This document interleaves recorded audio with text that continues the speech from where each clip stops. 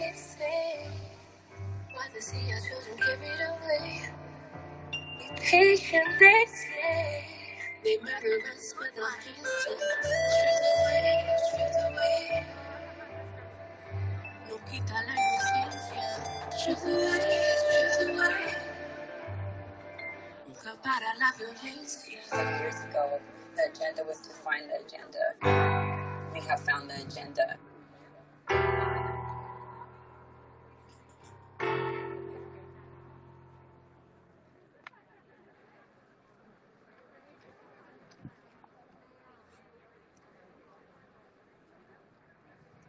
Thank you, guys. I still see people coming. Just make sure if you're coming in from the parking lots, we have space on this side. We want it to be kind of evened out. We're going to get our program started. Hey, yo, I love y'all. Hey, yo, I love y'all. Thank you, everybody, for coming out. Thank you for making the Alvin Cole's family and the situation that happened with Alvin Cole a personal big deal to you. Because if we fight for each other, then we can win. We have to stick together. And I just thank everybody for having such a heart to stick together and to do what is right.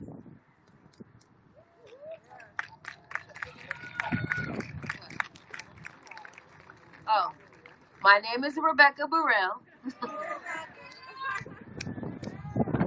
I am founder of Revolution Ready. I have been marching with TPR, the People's Revolution. That is definitely my family. I'm glad to be here. I'm glad that we are being able to organize and come together and make things brighter for the future. Again, everyone, my name is Karis Levan with the Gathering for Justice. That song you just heard was written by myself and my son, the General, Jackie Cruz, and FIFA. Mr. Harry Belafonte has a monologue in the beginning because he is the founder of the Gathering for Justice.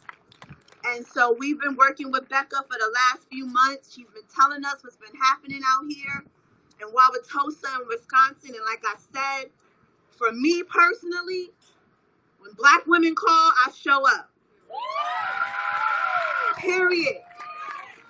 No questions. No, oh, I don't know. I'm not sure. No, sis, I'm coming. Period. And we came out here. The Gathering for Justice came out here with a squad from New York City and a squad from California because we follow Black women. Period. And this is not, let me just set this straight right now. There's cameras, there's media, and all these things. This is not performance art.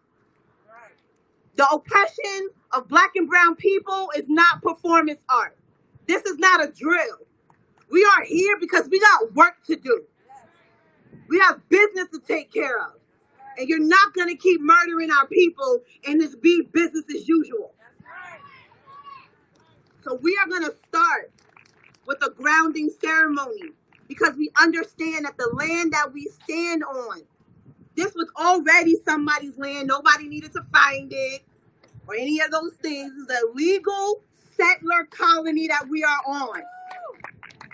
And we need to ground and give honor to those who were cultivating this beautiful land that we are all inhabitant of right now. And so at this moment, we're going to have Sarah Wunderlich to come and ground us.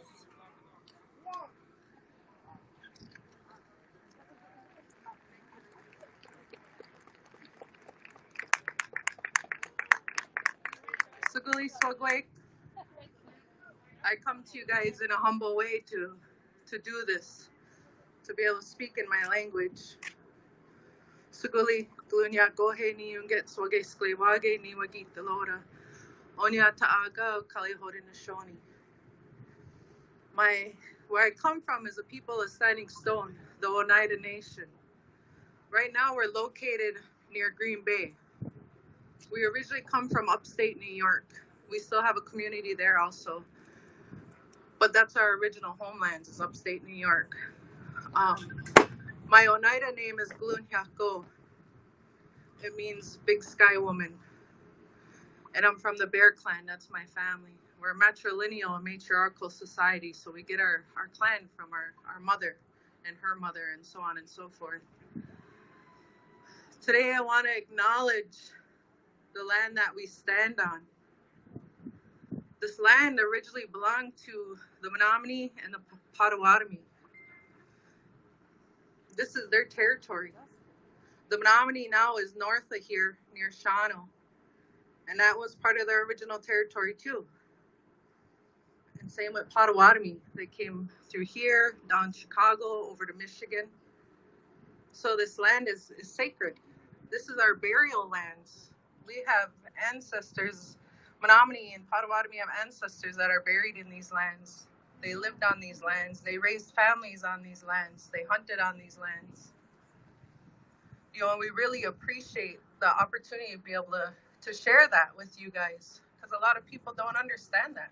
They don't even understand we still exist. And I said it last night at a dinner. We're ghosts on our own land sometimes. And we're taking that back. We're taking that back.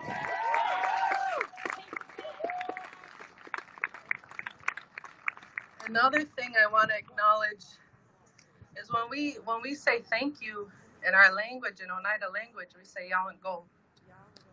And I want to say Yawan Go for everybody who traveled here. Some may have only come 5 minutes, and others may have traveled from New York and California. So Yawan Go for everybody who's here. We're all meant to be here right now. So I appreciate that. I thank the Creator, Sungwai Disu, that we all got here safely. And I also pray we all get home safely and return to our families. We all have families and responsibilities beyond this. Not that this isn't important, but that is too. So I really pray that we all get home safely too. So safe travels. Yawan Go for allowing us to be here and acknowledging us and acknowledging our family, our loved one, Jonathan Tubby. And I want to introduce, Jonathan was my nephew, but I want to introduce his cousin Danielle. She's going to speak some more about Mother Earth and where we come from and how we all belong to this dirt, this water, these trees, this wind. You know, this wind, there's a spirit. That's what wind is. It's a spirit. And it's surrounding all of us today. That's a positive energy. That's a good energy. It's a healing energy. So acknowledge that power in that wind and that spirit, because it's here to help us. It's here to give us strength and to heal us. That's what wind does. Same as water, same as earth. So I want to acknowledge that today. I want to acknowledge that wind. It's a little brisk, I know, but there's still strength and power in that spirit. So Yawan Go for listening. Dani.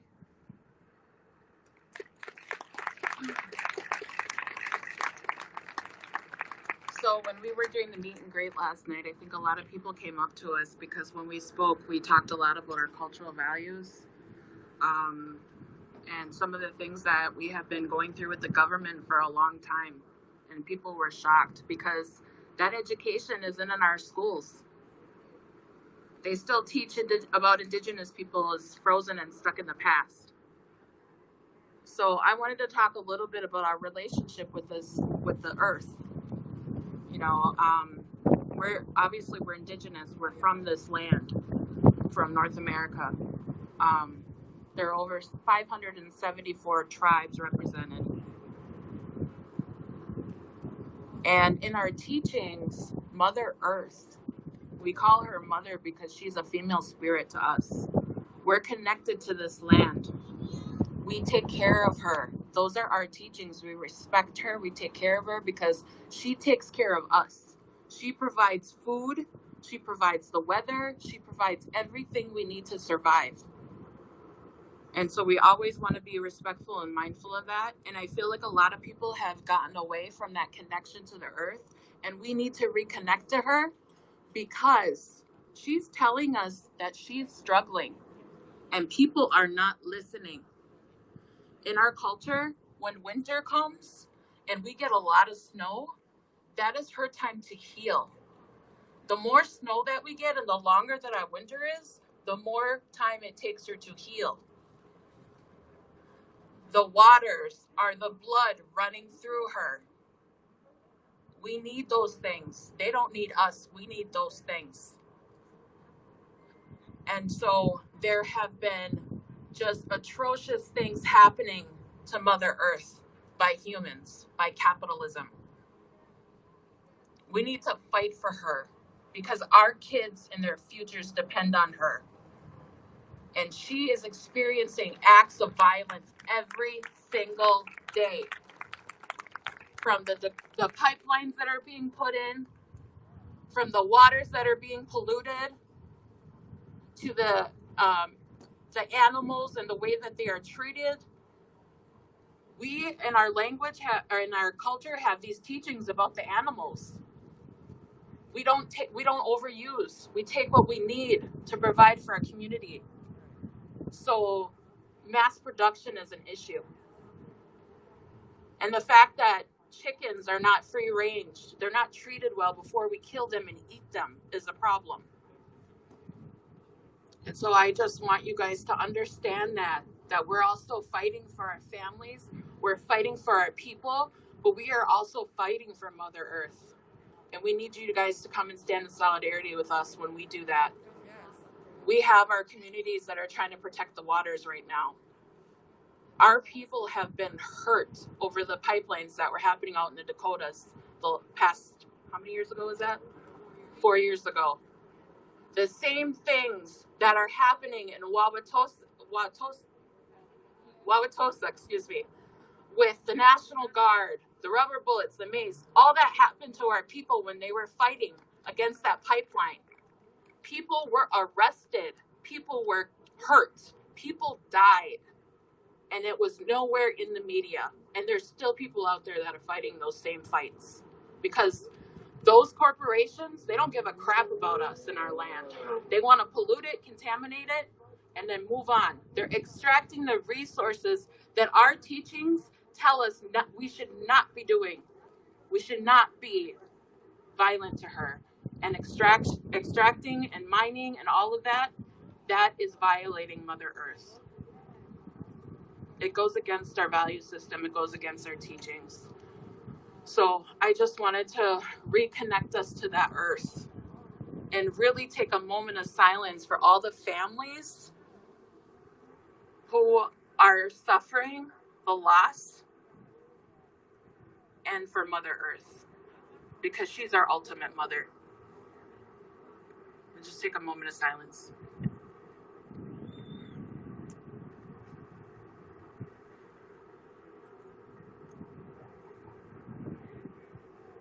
Thank you.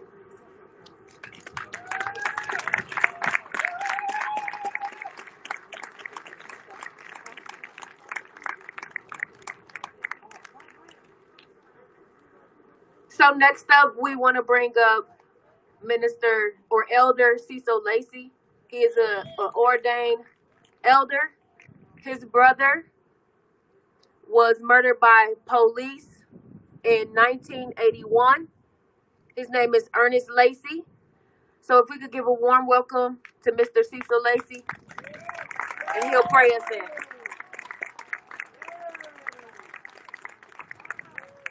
Amen. First of all, I'd like to give an honor to God, who's the head of my life.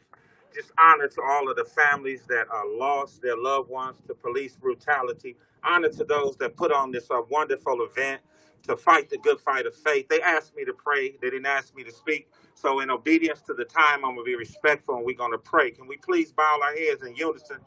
Dear Heavenly Father, Lord, we come to you as humble as we know how, God. Father, we come repenting for any and everything that we might have done or said, God, that was contrary to your will and your way. Father, in the name of Jesus, we ask you to bless each and every family, each and every freedom fighter, each and every person that came out to stand up against this wicked police brutality that is plaguing our nation and plaguing our state of Wisconsin. We come against every stronghold. We come against every foul spirit. We come against everybody that is defying the laws of God and not treating black and brown people like they're human beings and created in the image and likeness of God. Oh God, we just thank you, God, Lord, for allowing us the strength allowing us the endurance, allowing us the faith to keep coming out day by day to fight and stand up against this oppression. And oh Lord, we believe that no weapon that is formed against us shall be able to prosper, and every tongue that rises up against us in judgment, you will condemn. We just ask you to bless the Blake family. We just ask you to bless the Anderson family. We ask you to bless the Bell family. We ask you to bless the Gonzalez family. We ask you to bless all of the families, the Cole family. We ask you to wrap your arms of love around them, God, and just give them what they need to keep on keeping on. Oh, God, we thank you because we know that the battle is not ours, that the battle belongs to you. We ask you to bless each and every leader of the movement, Khalil Coleman. We ask you to bless Von Mays. We ask you to bless Corey Lowe and all of the people that stand in the gap. And we just give you the honor and we give you the praise and we thank you for this coming together. And we ask you, God, to continue to fight with us as we fight for righteousness, justice, and peace. Amen.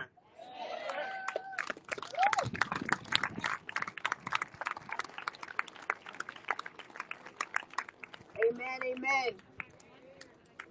Next up, it's an honor to introduce my sister in the movement, co-founders of Until Freedom, a bad Black woman. She served as the youngest ever executive director of the National Action Network, the co-chair of the Women's March. Both these women were the co-chair of the Women's March.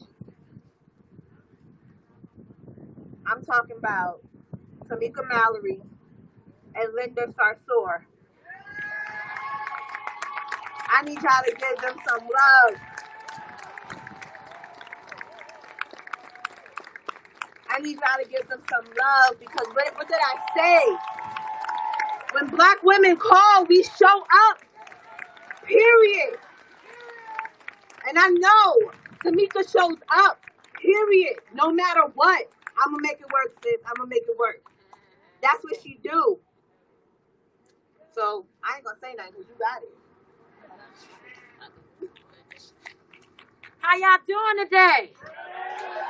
Before we get started, let's do some housekeeping business out here. I need everybody that's on this side to come and let's get together a little bit more. I know we're doing social distancing, but just to get a little bit more of the area in the middle filled up as much as you can. Still distancing, but pull us together because we're not going to allow the media to say that nobody showed up today, right? And they are filming us this way, so if there's nobody back there in that area, they will say that, only a few people showed up. They always going to cut the numbers anyway, so you got to make sure at least the people can see it in the photos. So can we get a little love while people are moving around? That's what's up. That's what's up. So now let me start it like this. No justice! No justice! No justice! No justice!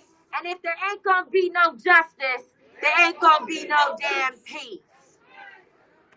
Now, I want to start off by acknowledging that we have had to come to this city because one of our mothers was attacked by the police while fighting for her own son who was killed by the police, and that is Tracy Cole on behalf of her son, Alvin Cole. And therefore, because of what happened to her, we have the responsibility to stand in the gap and to show up to say to Mama Cole that you are not alone and that there is no jail that can hold us back from fighting for justice in this nation. So let's give Tracy Cole some love for what she and her family members experienced on these streets just a few nights ago. We flew all the way from Kentucky fighting with the family of Breonna Taylor, and people have come here from across the nation where they are on the streets standing with other individuals who are shouting the names of our loved ones. We all dropped everything to come and stand with Mama Cole. Are you here to stand with Mama Cole today? Because we will not allow our mothers to be abused. It is insult to injury to know that the authorities in this state and in this city would want to attack a mother rather than giving her justice. They will do anything but give us justice. They'll try to give us money.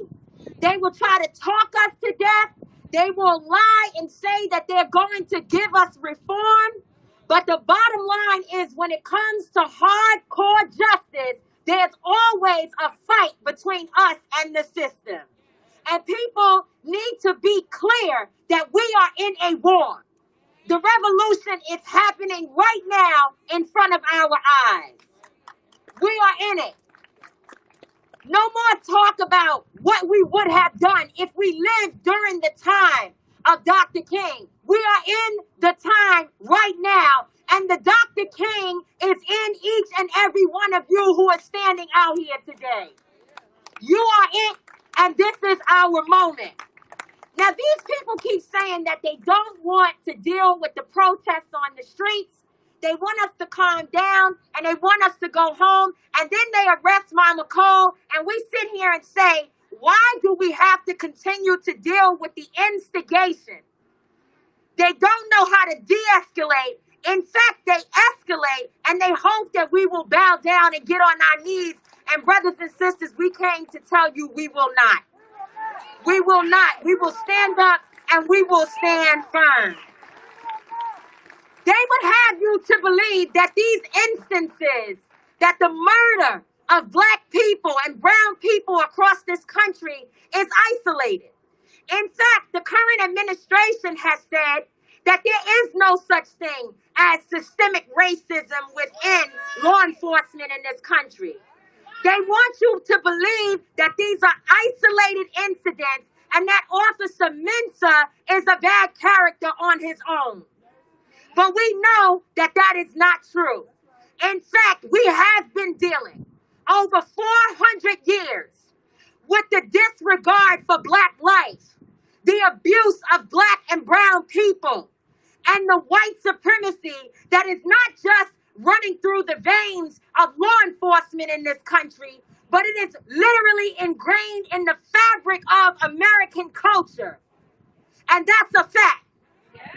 And so as we know it exists, and as we know these things are not disconnected, and that all of the cases of our brother DeAndre Hamilton, whose mother is here today, the case of Breonna Taylor, the case of Alvin Cole, of George Floyd, Ahmaud Arbery, that these cases are happening across the nation, but they are all connected, and they are all connected to one goal, and that is the goal of white supremacy. And as we fight against it, ladies and gentlemen, brothers and sisters, we must continue to protest. We must continue to keep these streets hot, to keep them uncomfortable, because as my sister Karis has said, there will be no more business as usual, and you will not sweep our lives under the rug. We are standing up, we are standing firm, and we will stay in your face every single day and every single night. We won't back down, we won't go home.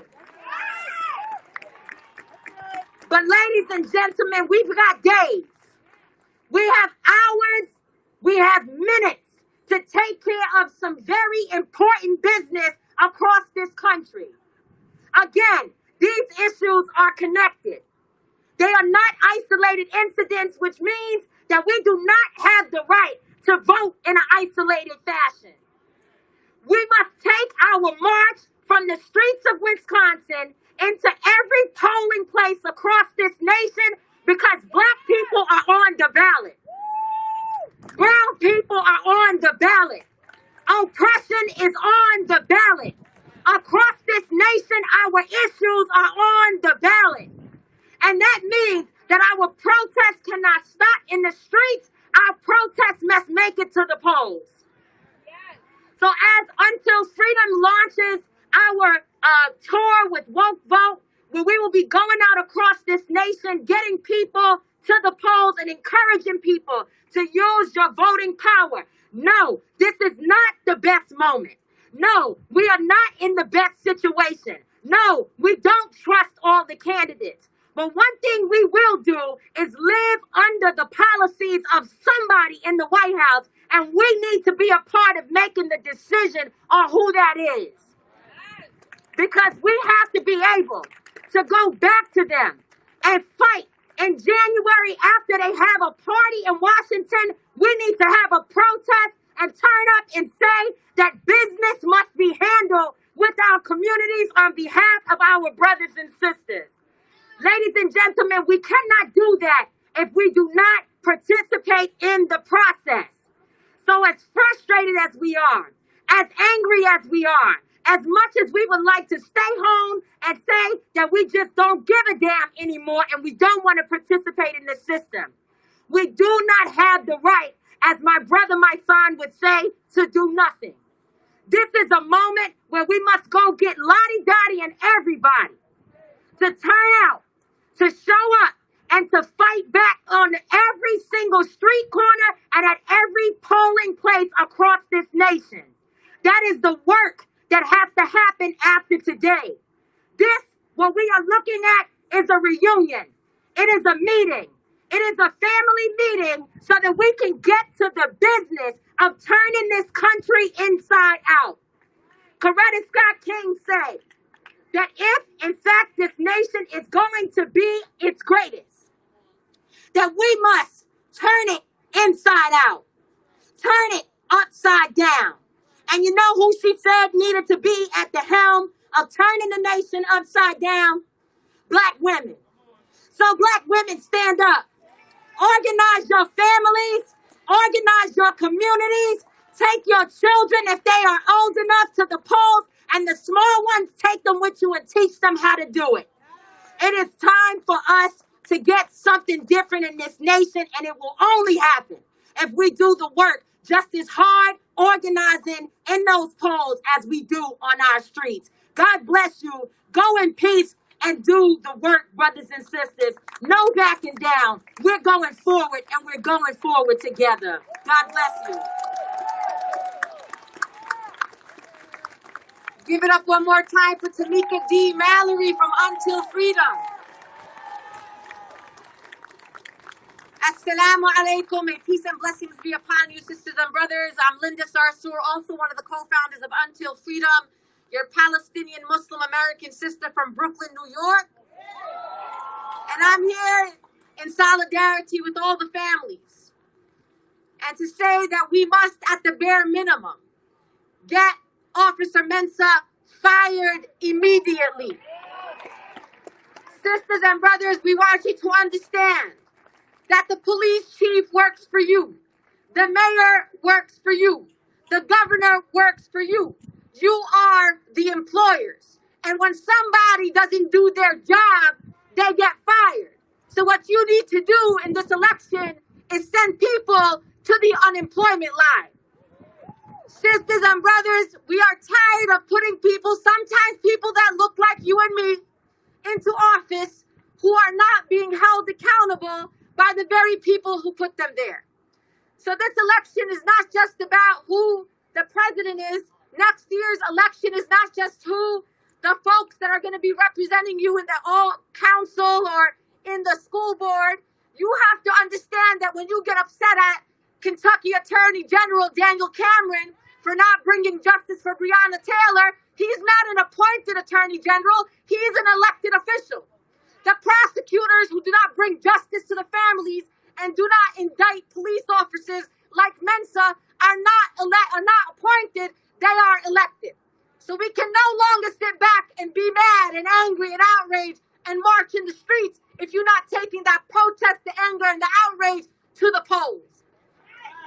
Anybody that tells you that your vote doesn't matter isn't really somebody that cares about your best interest or the interest of our communities. And that's the conclusion that we have come to.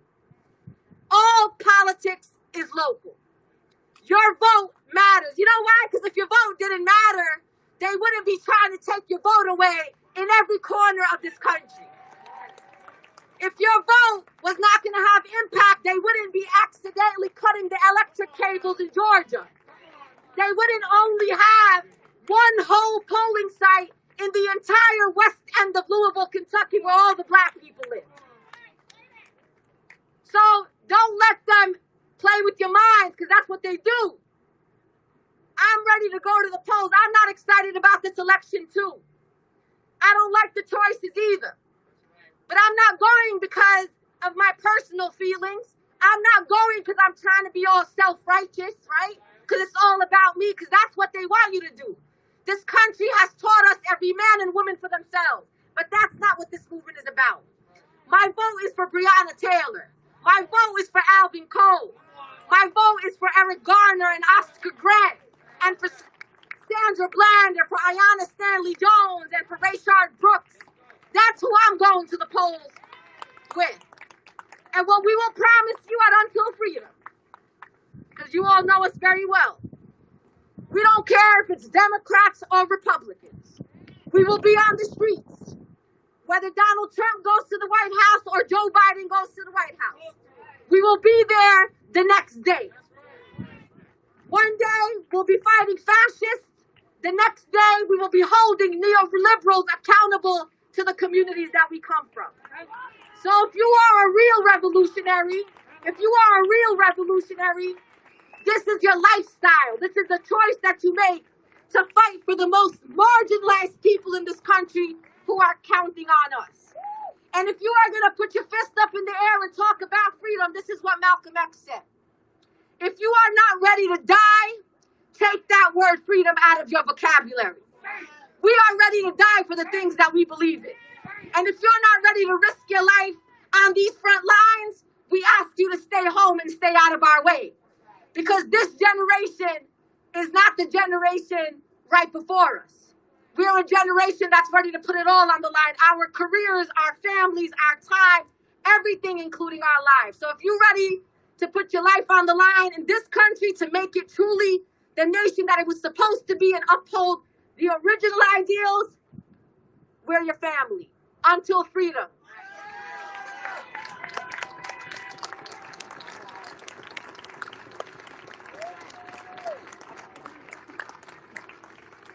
Give it up, y'all, for Until Freedom. Tamika Malley and Linda Sarsour, thank you.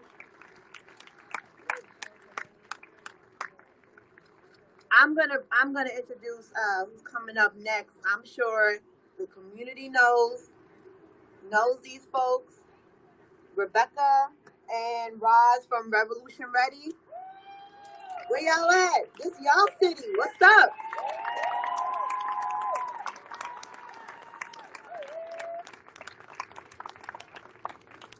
Because we all vowed to make this pact of unity, and because we say we all work together, this is an example of working together. This is an example of the I moving, the me moving for the us movement.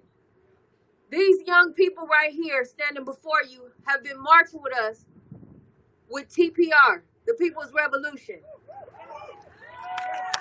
But they have also volunteered and helped out and received training on behalf of Revolution Ready.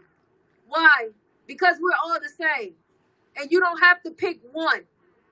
You can work amongst us all. And we still can be unified. I'm not taking nothing from nobody. They're not taking nothing from me. Once we learn that when your skills can be applied wherever they are needed, that's when we can move forward. So I want y'all to give a big round of applause for this young group right here who have shown their courage, who have shown their dedication, and who have shown their willingness to be leaders. And we will continue to cultivate them. And whatever we have, we will pour it into them. Because without them, the movement will stop.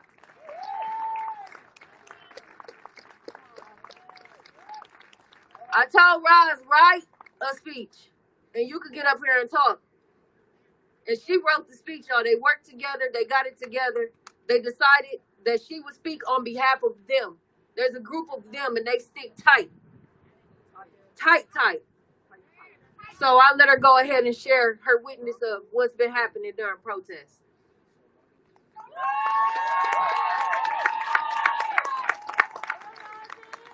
Y'all gonna make me weak up here. All right, my name is Ross. I am a youth leader, freedom fighter. We fighting for racial justice. I started protesting the first time this summer with TPR and Revolution Ready. And it changed and defined my life. The night of the 4th of July, 2020 also changed my life and defined my life. After leaving a protest event, I was struck by a stray bullet in my neck that broke my collarbone on the right side while the bullet exited the left side of my neck.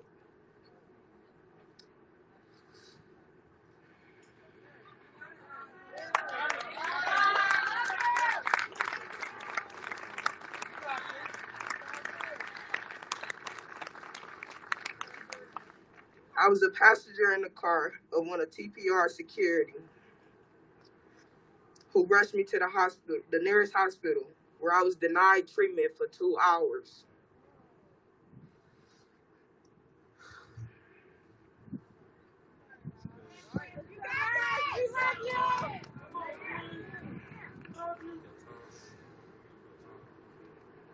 After hours of being in the hospital room for 2 hours, getting interrogated with no medicine, no way to feel, feeling like I'm left and lonely, an officer goes to tell me,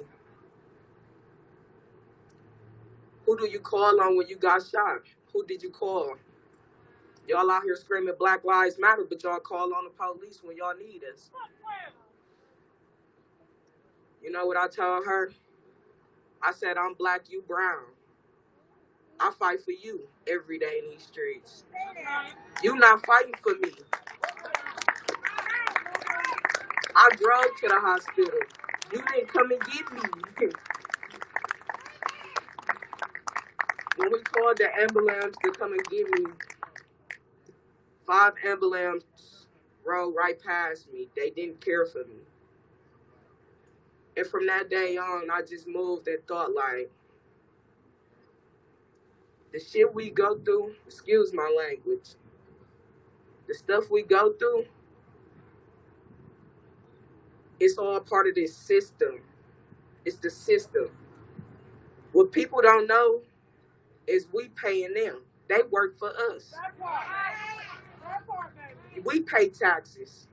We paying them. We put money in their pockets for them to deny treatment, for them to treat us how we want to be treated, and to give us demands that we want.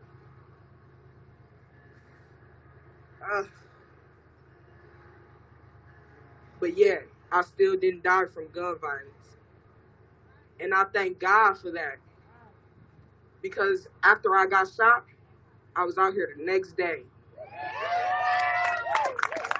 I was out here the next day fighting for Alvin Cole, Jay Anderson, Seville Smith, Antonio Gonzalez. I was out here. And if you out here for all the right reasons, if you not out here for the right reasons, go home. If you're not ready to be on the front line, go home. We don't need you. We need you, but we don't need you. Say their names. Say their names. Say their names. No justice. Hey, y'all, I love y'all.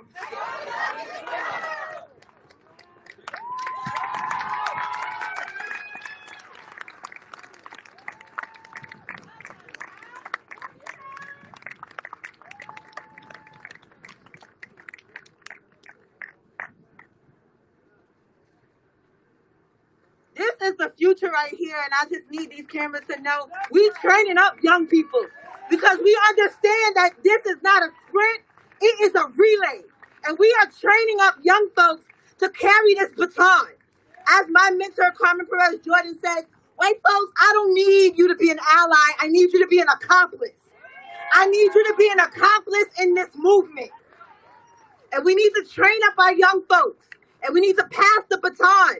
Those of us who are getting older, you need to pass the baton to the young people so our movement does not die. I'm bringing up a resident of Wauwatosa, John Larry, who is the chair of Ad Hoc Committee and Common Council of Wauwatosa. Give it up.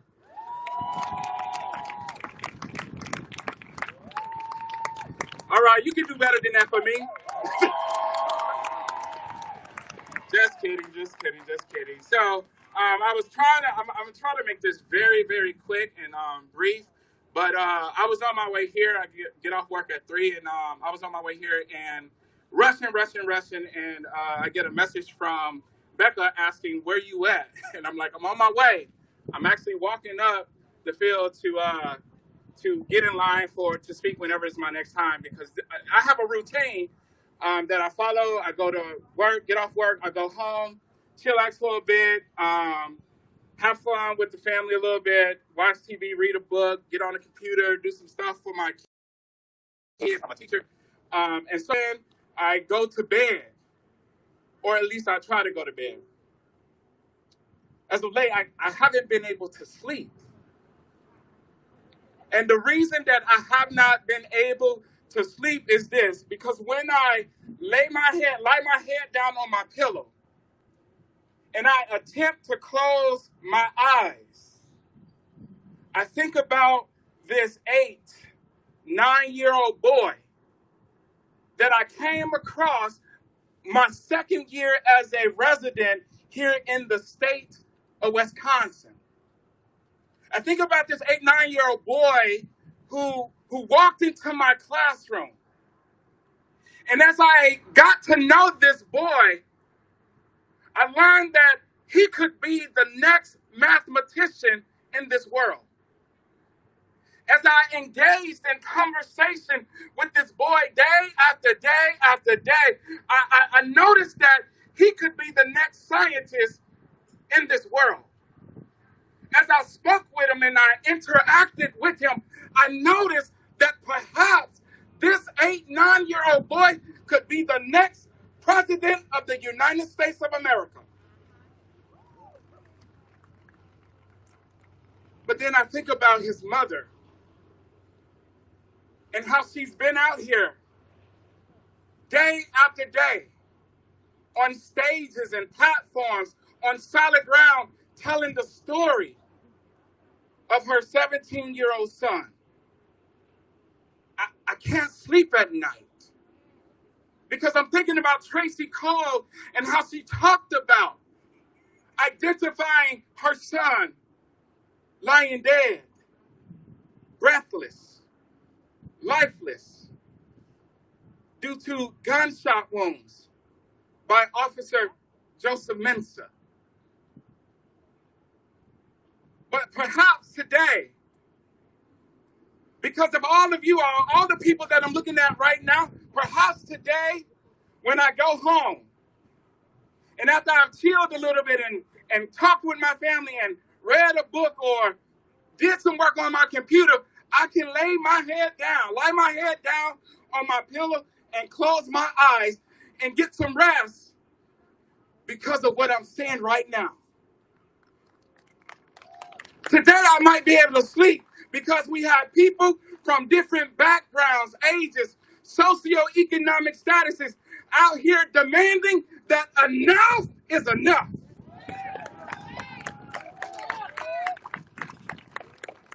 And to the mayor of this city, enough is enough. To the chief of police of this city, enough is enough. To my best friend, Lieutenant Jeffrey Farina, enough is enough. To the residents of Tosa, enough is enough. Tonight, I plan on sleeping. Thank you all for your time. God bless you.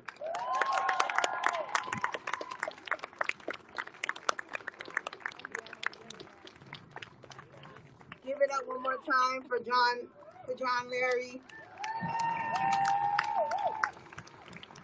Now we're gonna break it up a little bit in the program. I'm gonna bring to the stage Dia Green, who's a spoken word. Now I know I said this wasn't performance art, but let me get it straight for those, Black folks, we use art as healing. Spoken word, that's healing, right? It ain't just for show. Like, so when we give you our words through song and poetry, we are pouring out, we are using that as therapy. So it's still not performance art. Don't get that twisted. So let's go, Dia Green. Come bless us, please.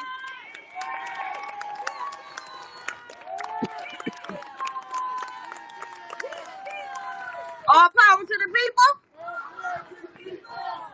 All right, y'all. She said, Dia Green. What's my name, y'all? Dia. All right. Now I feel a little bit better. Y'all making me nervous. Y'all look good. Jeez. All right, here we go, y'all. Y'all ready for some poetry? As history keeps trying to repeat, the people ain't playing about no justice, no peace. Street badges, we back the people. When we walk the streets in numbers, it look lethal. Masking the pain behind masks and we reign. They blocking our lives like we blocking our driving lanes. A small inconvenience in the midst of a quarantine. The more my people fight, the more it means. United we stand and divided we fall. We will shut down the city till they change them laws. And if we don't get it, we gonna take it to the streets to fund the police. If the people we vote in won't stand up, we coming for their seats. Black and brown, arms locked, the media flock, but never get the story right. They focus on the burning and looting, but not what makes us fight. We on the freedom side. They said marching won't change nothing, but not in an instant. But I bet you Tulsa no different when them horns blow different. Justice for the three and every justifiable murder. Battle cries, Tracy and Talivia, we heard her. Milwaukee know the real. Never forget Alvin, Antonio, Jay, and Seville. Fist up on code. We in unison. Long live these 2020 solutions. Blake family, we got you. Long live the revolution. Rid the pollution that questions if Black lives matter and the fact that people rather turn the other cheek and want us to keep silent. Paint the picture that we violent. Peaceful protests is riots. Word of mouth reporting can be so biased, but trust. They watching on social media and now some are second guessing me. Some don't want to follow knowledge from a college dropout, but I got that old Kanye West in me. Long as the Most High keeps strengthening, we'll be determined to not let history stay on repeat. Cause we the people ain't playing about no justice. No peace. Thank y'all.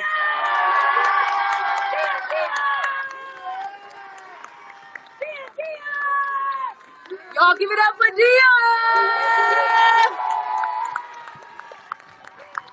Dia didn't plug herself, but if you go find Dia Green on Facebook, she has a son named Jaden, and Jaden has to undergo heart surgery, and she is raising money for her son to undergo heart surgery. So if you can pray for Dia, if you can look her up and make sure that as a community we look out for her and her son and donate some money to her, that would be great. That would be awesome. She blesses all of us.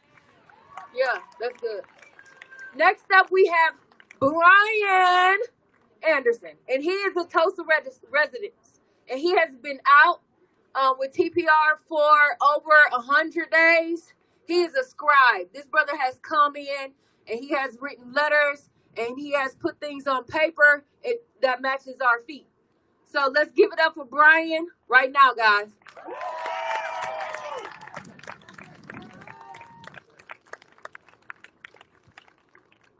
Well, my 5 minutes just went to 2 minutes, so I'm going to speak as a Tosa resident. Wauwatosa, you are what a dysfunctional city looks like. Around a month ago, Wauwatosa Mayor Dennis McBride called me hostile. Perhaps he did not like that I called him a coward. Perhaps he did not like that over the past many months, members of this community have sought to hold him accountable.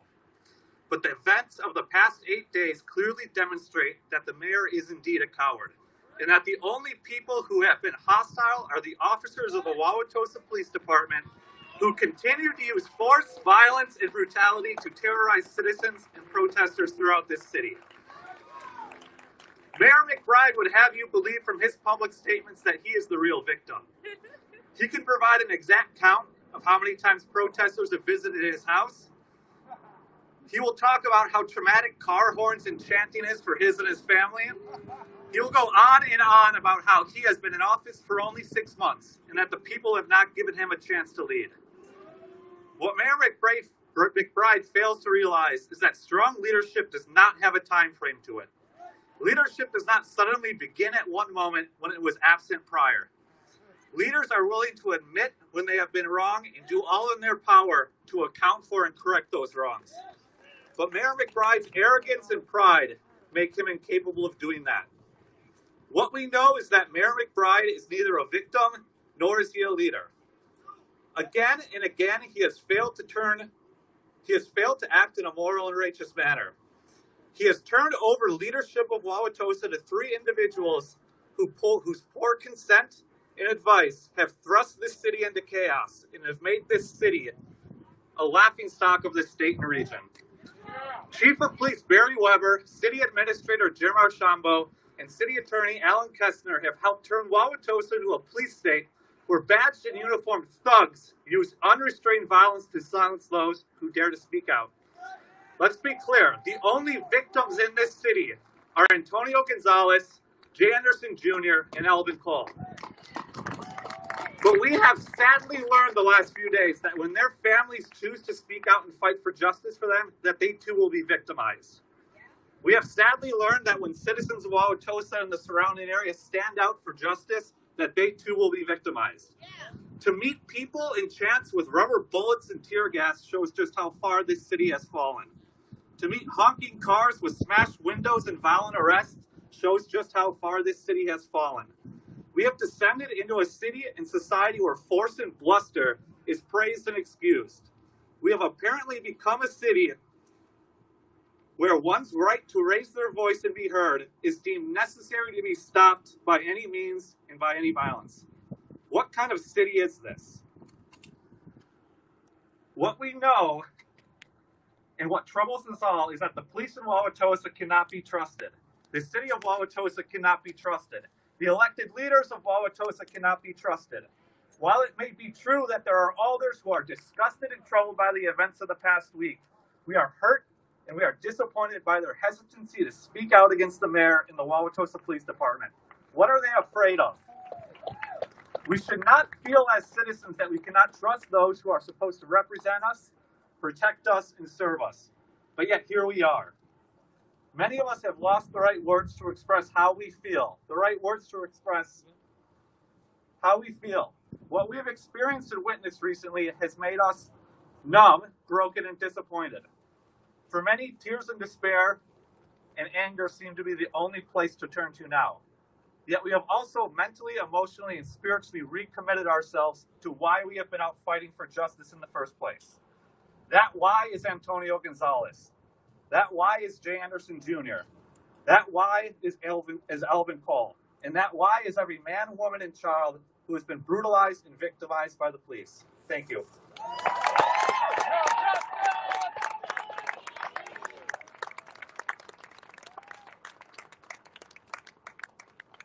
No justice. No peace. No justice. No peace. No racist. No peace. No racist. No peace. So next up is Kimberly Motley. Give it up. Give it up. She's an international human rights attorney from Milwaukee. Kimberly is the first foreign attorney to practice in Afghanistan in 2008, and she is considered one of the most effective international human rights attorneys and defense attorneys operating in Afghanistan. Today, Kimberly represents the families of Alvin Cole, Jay Anderson, and Antonio Gonzalez, as well as Wisconsin protesters who have been fighting for justice in their names. So now we want to welcome up attorney Kimberly Motley and Deja Vishny. I'm sorry, I can't forget about Deja, y'all. Y'all give Deja a hand too. Deja and Kim work together for the Justness Project, and they have been doing an awesome job, y'all, looking out for us on the streets. We really appreciate them. So if y'all could just come on up. Give them a hand. Give them a hand.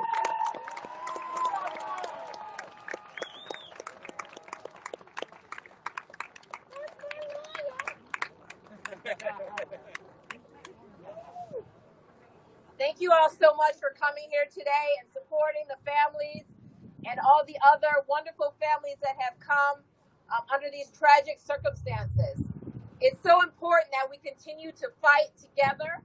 And as it relates to the three families, Alvin Coles, Jay Anderson's, and Antonio Gonzalez specifically, we really, really appreciate your support. We will continue to fight.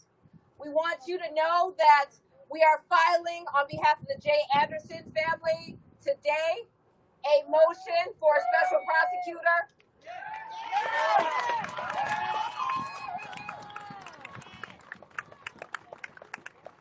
On behalf of the Alvin Cole family, we will be filing a civil rights action.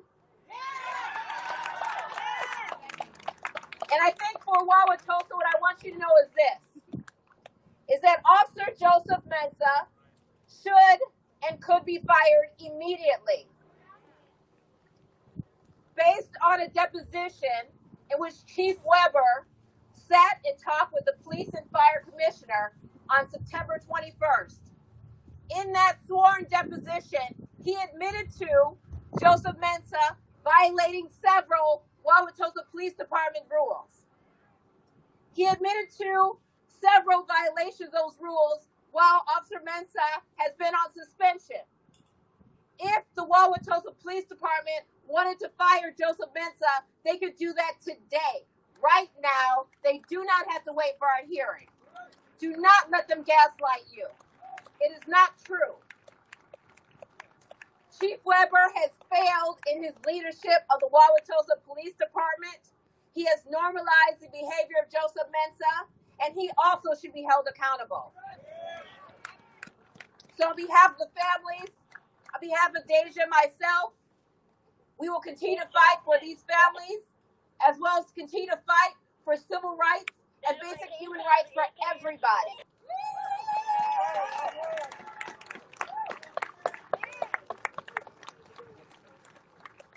So thank you all for being here. And now what I'd love to do is bring up my beautiful families. If you could please see Alvin Cole, Antonio Gonzalez, and Jay Anderson's families. If you could please come up here.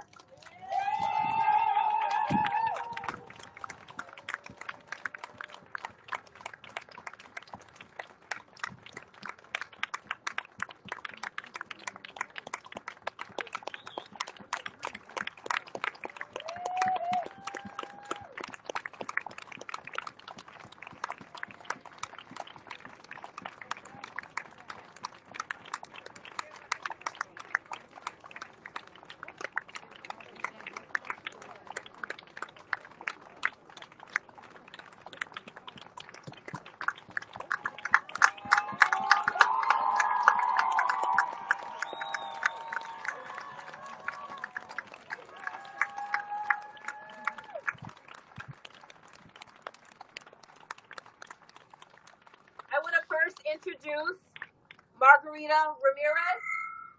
She's the beautiful sister to Antonio Gonzalez. Good afternoon. Thank you everybody for coming out and supporting us. It's kind of hard to talk about my brother. I'll tell you a little bit about him. Whenever you would see him, he would give you these hugs that are like super tight.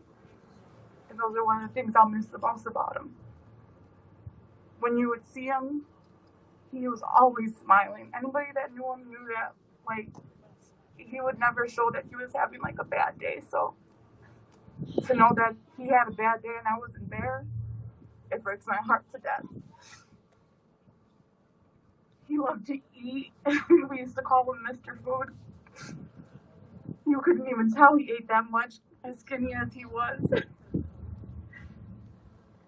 And it just hurts like nothing I've ever felt before to know that I'll never get another inbox, another phone call, another text. And that I have to sit down with my mom and relive this year after year after year. Having to see other families suffer at the hand of a person that's supposed to protect, that hurts way too much. But thank you for being here today. Thank you. Thank you. Thank you. Next, I'd love to bring up Starkeisha De La Rosa and her beautiful daughter, Jalen.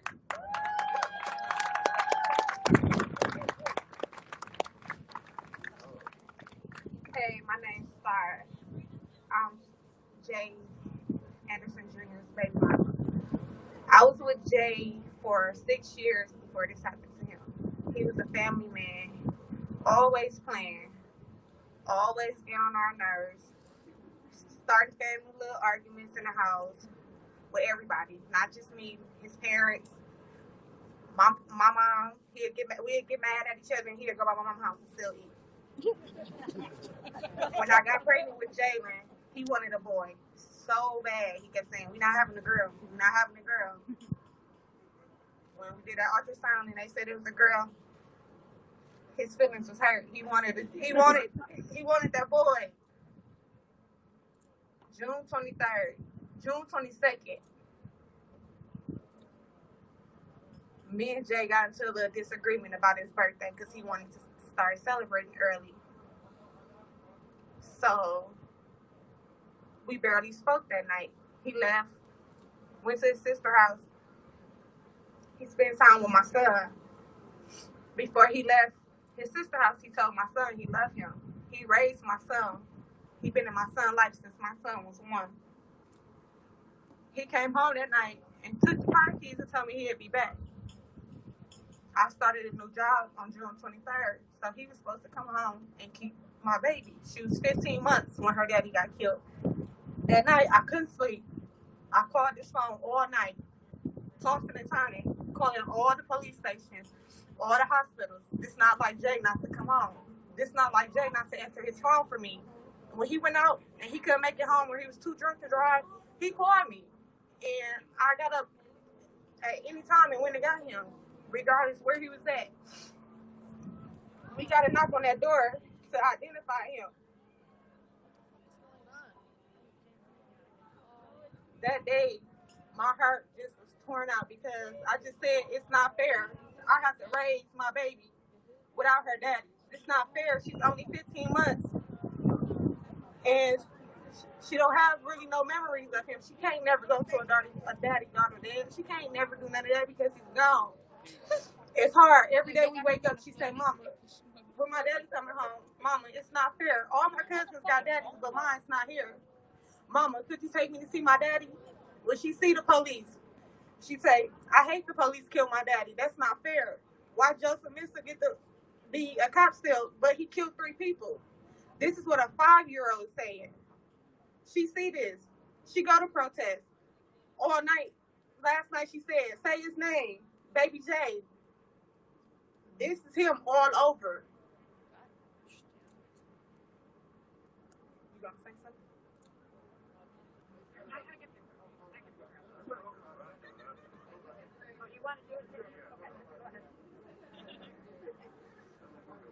Hey guys, I'm his daughter, and I be dreaming about everything. I love him sometimes. Every day I've been asking my mom, "Can I take me home?" I said, "Yeah." One day he'll have take me. Yeah.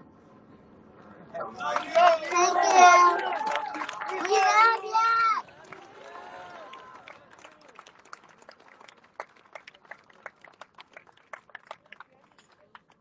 Next, we'd love to bring up the parents of Jay Anderson, Jay and Linda Anderson.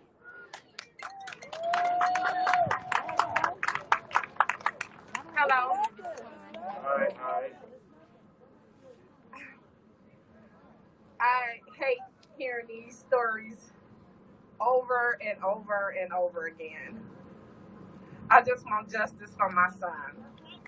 I just want Joseph Mensah convicted and put in jail because my son should not be in the ground. He should be here raising his daughter.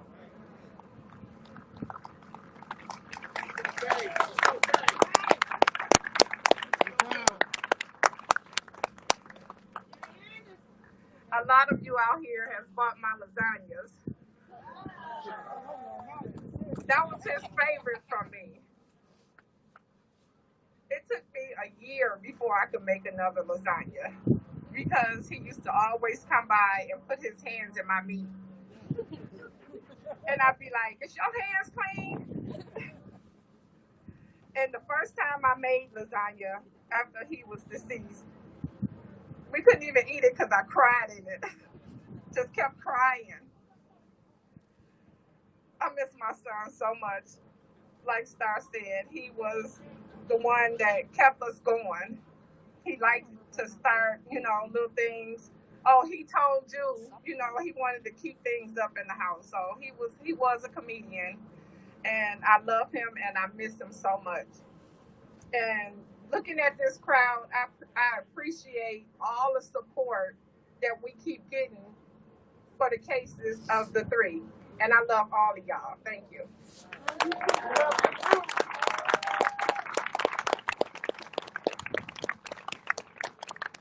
I really thank you guys for being here today, and I want to get justice for my son. The way Joseph murdered my son, he needs to be locked up, and I really just appreciate you guys coming here, and thank you very much.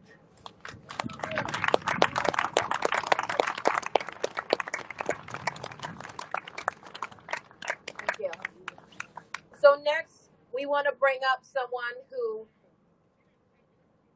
has been sort of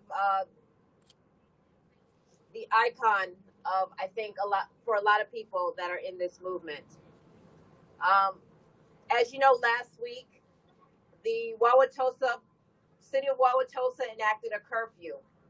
And I think that curfew affected a lot of people here, a lot of people protesting, and it particularly affected the Cole family. And so I'd like to introduce Tracy Cole, who has been receiving medical treatment, and I'm happy that she's here with us today. But I want to bring her up here. Tracy Cole, if you please come.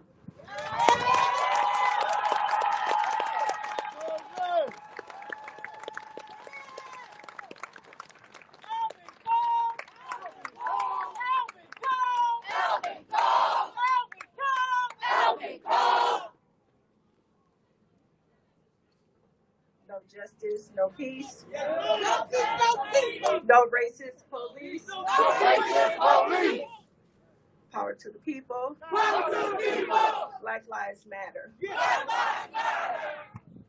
First of all, I want to thank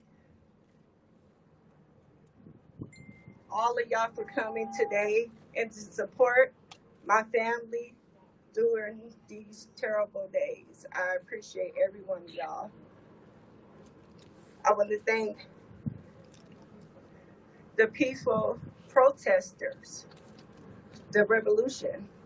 Power to the revolution. Power to the revolution. Power to the revolution. I can't hear you. Power to the revolution. I can't hear you. Power to the revolution.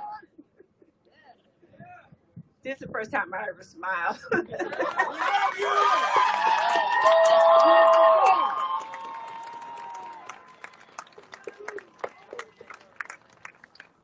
So I'm going to tell you what I endured when my son got murdered by the hands of Joseph Mensah. This happened February the 2nd, 2020. My son was on his way to Mayfair Mall to buy his girlfriend like a charm, a bracelet for her for Valentine's Day. And I called him up and I said, son, I'm making nachos today. And he was like, okay, bet, I'll be home. You know, my son, he loves to eat. loves to eat. So I get a phone call from random family members saying, Tracy, you need to check on your son. I said, what you mean? I just talked to him around 5:52. So I'm texting his phone. It was around 7, 8 o'clock, texting, calling his phone, no response. And then next thing you know, I'm getting some more phone calls like, you really need to check on him. You really do. So I was like, that's kind of strange because he will normally respond like, "Mom, I'm okay. Quit calling my phone. I'm gonna block you from my phone." You know, that's a normal kid for you because that can tell you he was just a kid. So I see breaking news on TV saying it was a grown man that got shot at Mayfair Mall. So it was like a grown man. That my son was no grown man. He was only 17, just turned 17, golden 17, January the 17th. And something say, get up and go to Wauwatosa Police Department. Went to Wauwatosa Police Department. It was like 9 something.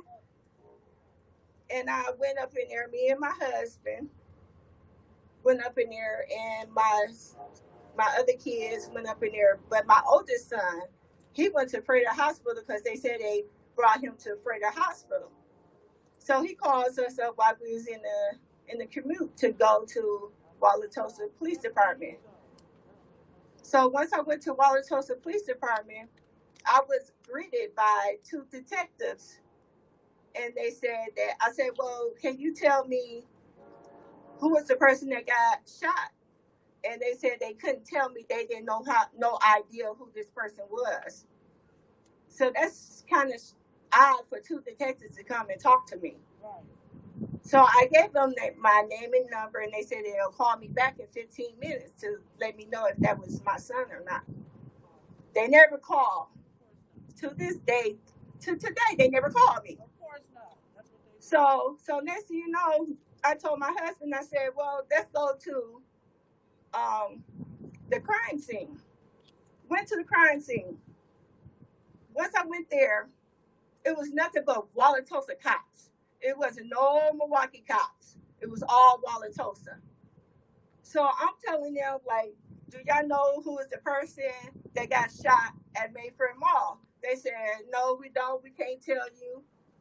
Milwaukee is investigating this. Like, but if Milwaukee is investigating y'all, why is y'all still on the crime scene? That's odd. So something in my heart said, Tracy, go to the Milwaukee ME. So just imagine, I'm going to the Milwaukee ME. I used to be a funeral director, and I never thought in a million years that could be me. So basically, I rang the doorbell, and I described my son. I said his name is Alvin Cole, 17, you know, light-skinned, big lips, because my son has some big, pretty lips. And I was like, she was like, is this Tracy Cole? And I said, yes. And then when she said, come on in, my heart just fell to the ground when they said that was my boy. My body just went numb. I couldn't even walk in the door. And the lady showed my husband. Today I never seen the picture of my son when he was laid out on the table. And once I did that, my husband looked at the picture and he was like, not my boy, not my boy. That was my husband, baby son. My husband, he don't be on the spotlight like that because he's taking it really, really hard. So it takes me, a strong woman, to be out here. Yes. To fight for justice for my son. Yes. So when I was in the Milwaukee ME, 2 detectives came in and basically said, can I speak to Tracy Cole and Albert Cole? And I said, yes, this is us. And they took us in the room. And the first thing they asked, my name, our address, just to pull up, I guess they wanted to pull up our background to see if we had any warrants, but nope. All right, thank you. Okay. So that was what happened, what I had to endure through Wauwatosa Police Department. So basically, I, as a mother, had to go to make funeral arrangements for my son. I had dressed my son for the last time. I placed my son in the casket for the last time. I did that as a grieving mother. And the day that I was out here fighting for justice for my son, Alvin, I get ambushed. Spice was thrown in front of our cars. They grabbed my daughters out the car and other protesters on our way. Look at, we was on our way home. I don't stay out that late. You know, I got to get home. I'm tired. So I get ambushed. They grabbed my daughter out the car and said, get out the car. You know, and then they see, you know, they came around to me and they told me, get the F out this car. And they pulled my hair. And once they pulled my hair, they started punching me in my face. I must have got jumped on by 5 of them. I blanked out. If people want to see what happened to me, my eyes are blackened. I had a big old bump on my head. He said that no one was hurt, but I was hurt. I can't hear today. I get bad news from my doctor telling me my test results. They think I got a blood clog in my arm because when they tackled me down to the ground, they was on my neck and they were trying to get to my neck, but they couldn't because I had to move. But you know, they were trying to kill me. My doctor said that I need to go to the ER right away because they see a blood clog in my arm that could travel to my heart and my brain. So I'm trying my best. I told them I can't go right away. I have to come and see all the people that came out here to fight for justice for my son, fight for justice for Jay Anderson family, for the Antonio Gonzalez family, a person, a woman. I'm telling them that I'm an elderly woman. I'm handicapped. God should not. I don't care. I say I'm Tracy Cole. They say I don't give a damn. Like, how dare you say this to me? It's enough that y'all took my baby. Now y'all trying to take me out too. But that's not going to happen. Hell no. They trying to stop me from protesting. That's not going to happen. I'm out here until the day God takes me home. I'm out here to give justice, not just for my son, but for the other people that's grieving. No justice, no peace. No justice, no peace. Say his name.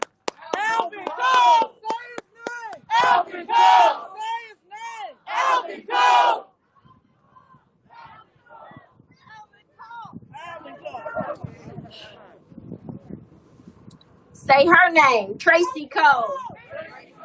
Say her name, Tracy Cole. say her name, Tracy Cole. say her name, Tracy Cole. say her name. Tracy Cole.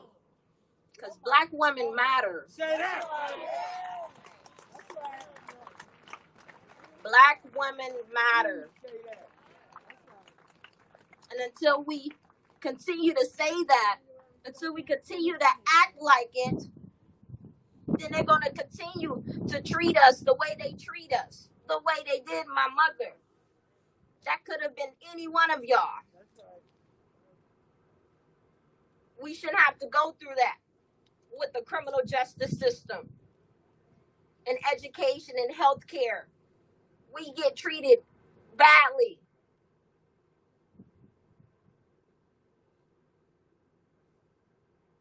She went through that the day after DA Coward Chisholm decided not to charge Joseph Mensah, although he did not justify the shooting. Let's be clear.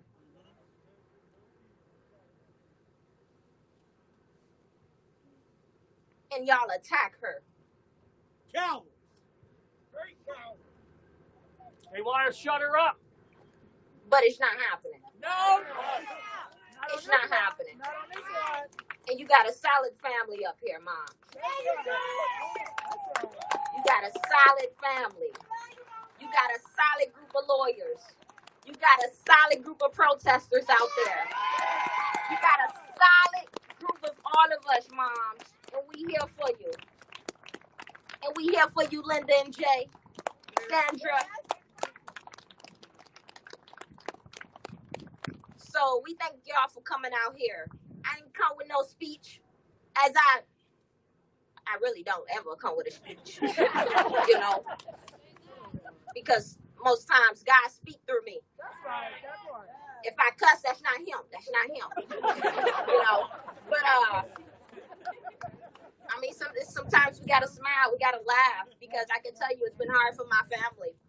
You know, threats. My mom shouldn't have to read messages saying, I'm sorry for your loss. I'm sorry what happened to you, but your son deserved it. You were a bad mother.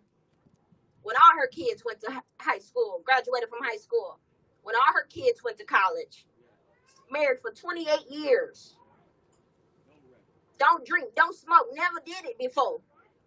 You can't tell me my mom was a bad parent.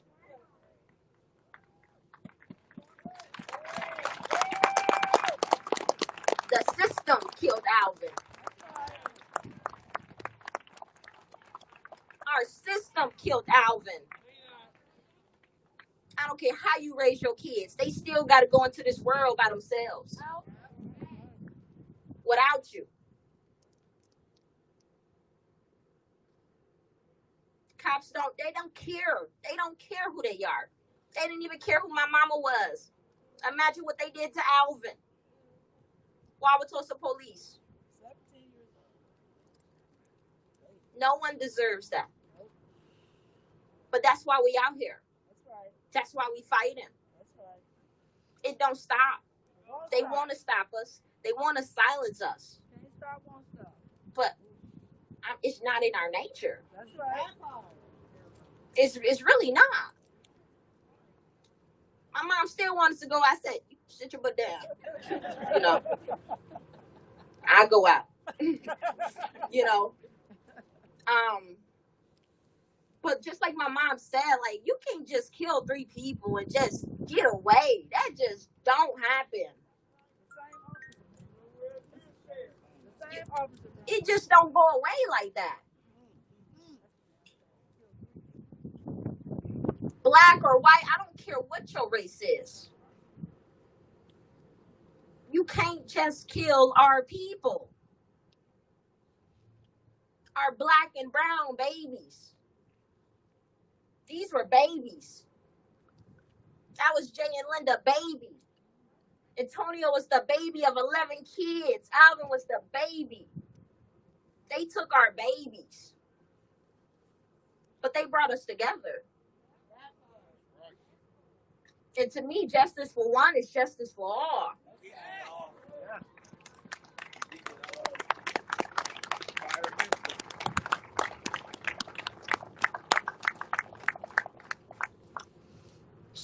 So those people out there that's telling you protests ain't necessary, tell them what is necessary. Because we must take these streets. We must dig in their pockets. That's the only way they're going to listen. We can't talk to them from our house. They don't care. We got to disturb the peace. We got to go in their communities while they sleeping. That's disturbing. Wake up, Tosa. Wake up, Tosa. Wake up, Tosa. Ain't no sleep, y'all. What she said. Because we ain't got sleep since February 2nd, y'all. We ain't got no normal sleep since February 2nd. I know for myself, I'm a college student. I'm a senior at Jackson State University. I'm still taking 18 credits. I still have to be on Zoom every hour. What time? I'm supposed to be on Zoom in class now, you know? But this is important to me. And I feel like if my school can't understand that, if they can't work with me, then I can't attend Jackson State. That's right. Say that. If you can't help me in this fight for justice for my brother, who was trying to go to Jackson State, who was about to graduate high school, then I can't support y'all. I shouldn't have to email every week about me turning in late assignments. I apologize. But give me a date. I have everything done. But this is my priority. This is why I'm here. And it don't stop here. Law school next. I'm trying to be another Kimberly Motley out here. You feel me? Another Deja Vishni out here. For my people. I'm talking about a black law firm. You feel me? For my people. So y'all continue to fight for us.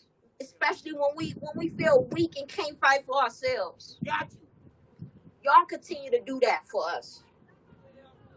And we're going to continue to support y'all in any way possible.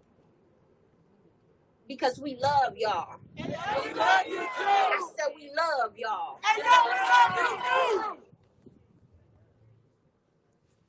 Y'all here for justice? Yeah. Y'all here for justice for E3? Yeah. All right, we appreciate y'all. So I do want to mention the GoFundMe. So we still have lawyer fees. We still have fees that we have to pay. And if you're thinking about ways to help us, that would be it. Help us pay our lawyer fees. Help the families. Joseph Mensah raised $78,000 in days. We ain't even reached $7,000, $8,000 on our page. That's been up since February. But we don't trip. But if we got a platform to share, we gonna share. So if you want to donate, go donate to Alvin Cole Life Matters. Created by Talivia Cole. There's been some fraud GoFundMe, so be careful. Go to Jay Anderson GoFundMe. Antonio Gonzalez GoFundMe. Because this is not free.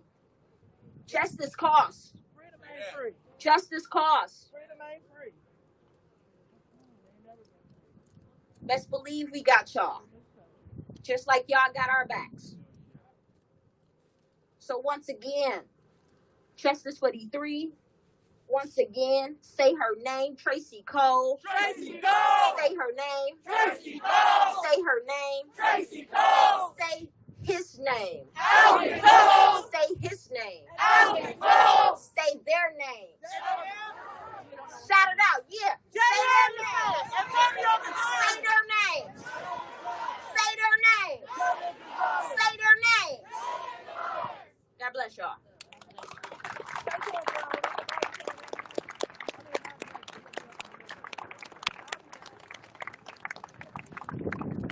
It's always hard to follow Talivia.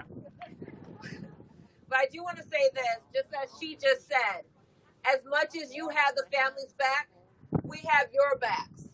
So for any protesters that have gotten tickets or property taken away, what's up, P?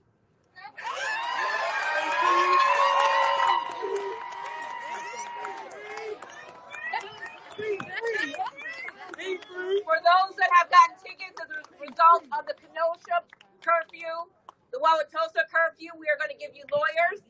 So please contact the Justice Project. We put out there already some people whose phones are ready to be picked up at the Wauwatosa Police Department. We will make sure to do everything we can to get your property back and your phones back. Deja and I are filing a motion for Talavia's phone back, which they have taken, in my view, illegally.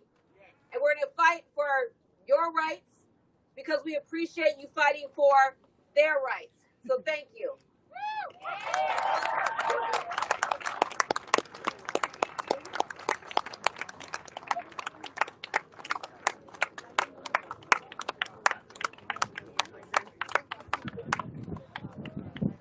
No justice. No peace.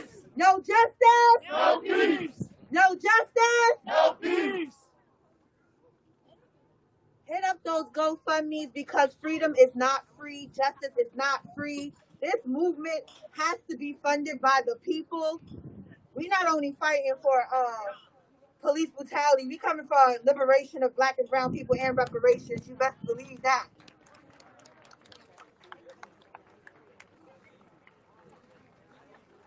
Up next, I'm bringing up Angelo Pinto. Angelo Pinto is a movement attorney. He is one of the co-founders of Until Freedom. He's my brother from Long Island. Long Island, New York is here. Angelo, make your way to the stage, please.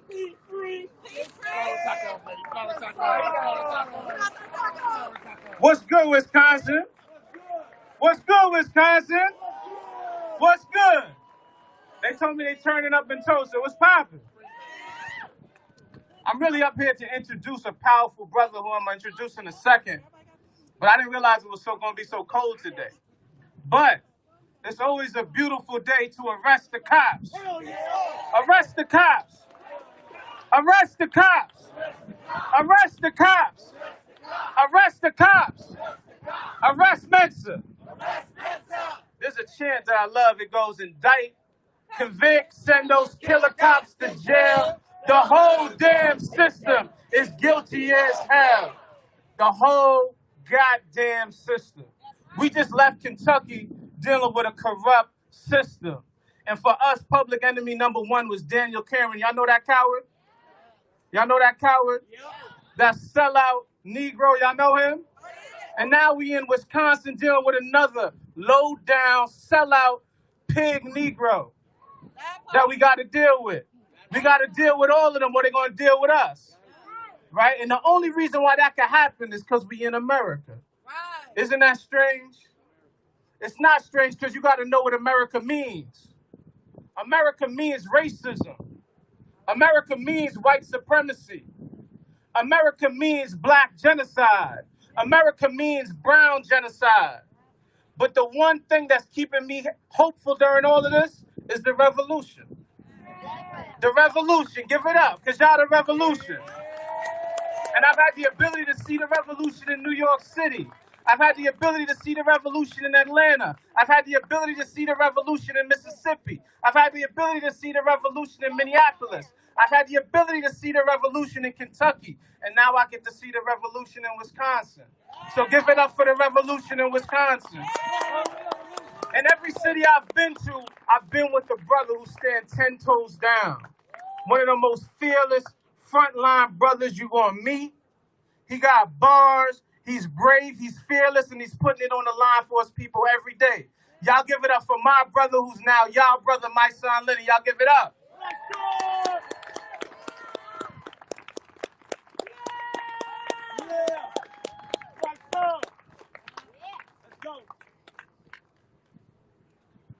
I'ma breathe. You best believe that just as sure as my skin is black and my destiny is intact, the same way that Rosa Parks refused to sit in the back, I'ma breathe. I'ma breathe even if it means it's the last time. Y'all done took too many of my ancestors' breaths, so no, you can't have mine. I'ma breathe. I'ma breathe harder for Eric Gardner. I'ma breathe in the void that was left by George Floyd as he screamed for his mama. I'ma breathe. It may not be with ease, but I'll breathe better later. And you can tell Corona that I'ma breathe and I don't need no ventilator. I'ma breathe. Damn your chokehold and your knees. Your gunshots and your disease. We getting tired of my people dying at the hands of these racist ass police. I'ma breathe. I'ma breathe for the brothers that lost breath. You know, the ones who lack of oxygen in their lungs are the cause of death? The ones they suffocated in boxes on slave ships? Or brothers locked in a box, suffocating, saying ish, I'ma breathe. I'ma breathe till the air gone. I'm sorry, but I'ma need to pull this mask off and breathe, even if it is airborne. I'ma breathe. Come on, bro. I'ma breathe in the wind that blows the leaves. We keep fighting. We so fatigued. We keep dying like we ain't supposed to breathe. We ain't supposed to grieve. My breath might be short and I might wheeze, but I'ma breathe. I'ma breathe because it's people that think that I shouldn't. I'ma keep on breathing for all my people that couldn't. Or I'ma breathe. How y'all feeling today? I want to say that I am humbled to see such brave families. As I listen to these mothers come up here, Black women are the cornerstone of this civilization. I follow Black women to the end of the earth. And that's why when you hear that mother stand up here and say, I'm hurt, my arm is broke, I got black eyes, but I'm going to be out here until they take my last breath, or I'm going to breathe. That's what Black women have done for this country since the beginning. It is a damn shame that they continue to arrest us, but they want to arrest the cops that kill us. They'll arrest Mama Cole, but they won't arrest Joseph Mensah. They'll arrest hundreds of protesters in Kentucky, but they won't arrest the cops that killed Breonna Taylor. America has made a conscious decision that there is war on Black bodies. This is state-sanctioned violence. And we must protect each other at all costs. I cannot afford to sit in my house. I can't afford to tweet about it. I got to be on these streets about it. I can't afford to be silent. I have to let my voice be heard. We say no justice, no peace. But did we get any justice? So it damn sure ain't gonna be no peace. I don't peacefully protest. I non-violently protest. It's a big difference because I am angry and I'm outraged. So every time I hit these streets, the world will understand that I am outraged. There is nothing in me peaceful at this point. I will be non-violent because we are not trying to harm anybody, but you will hear my voice and you will feel my rage every time I step into these streets. Because we must protect our people and especially our Black women at all costs. God has protected me thus far. Because had I been there when Mama Cole was abused, I don't know where I'd be right now. I can't tell you that I'd still be alive. Because you cannot harm a Black woman on my watch. Black men, we have a duty to protect our women at all costs. We cannot stand by and allow our women to be beat, abused, and violated. The Black woman is the most disrespected woman on this planet. But that stops today. Today we make a pledge that no one will harm a Black woman as long as we are alive. And I'm willing to give my life for that. I stand here and I pledge to you that I will give my life to protect my Black woman, to protect my brother. The day of recording these things is over. Don't sit around and record it. Risk your freedom. Risk your life. Because they're going to kill us anyway. So listen, people talk about don't vote. Voting is protesting. Right.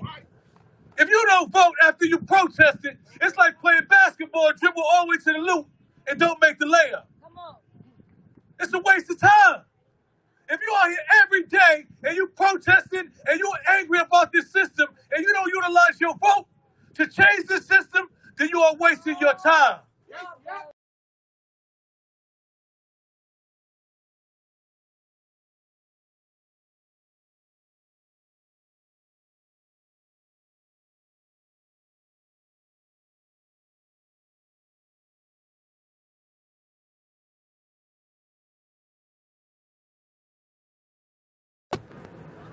Black bodies are expendable in America.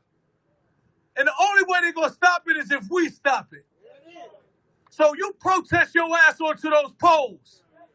You make sure that you march your ass onto those poles. And you get these racist people out of office. We say no justice, no peace. Well, if it ain't going to be no justice, it damn sure ain't going to be no peace. God bless you.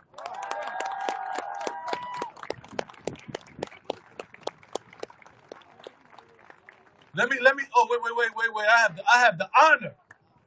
have the honor of introducing one of the most fearless men I've seen in a long time.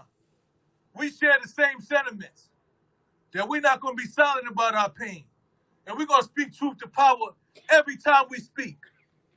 This brother is the father of Jacob Blake Jr., who was shot in the back. He is Jacob Blake Sr., and if you heard this man, then you know that you are in for some powerful speaking. Make some noise for Jacob Blake Sr. and the whole family.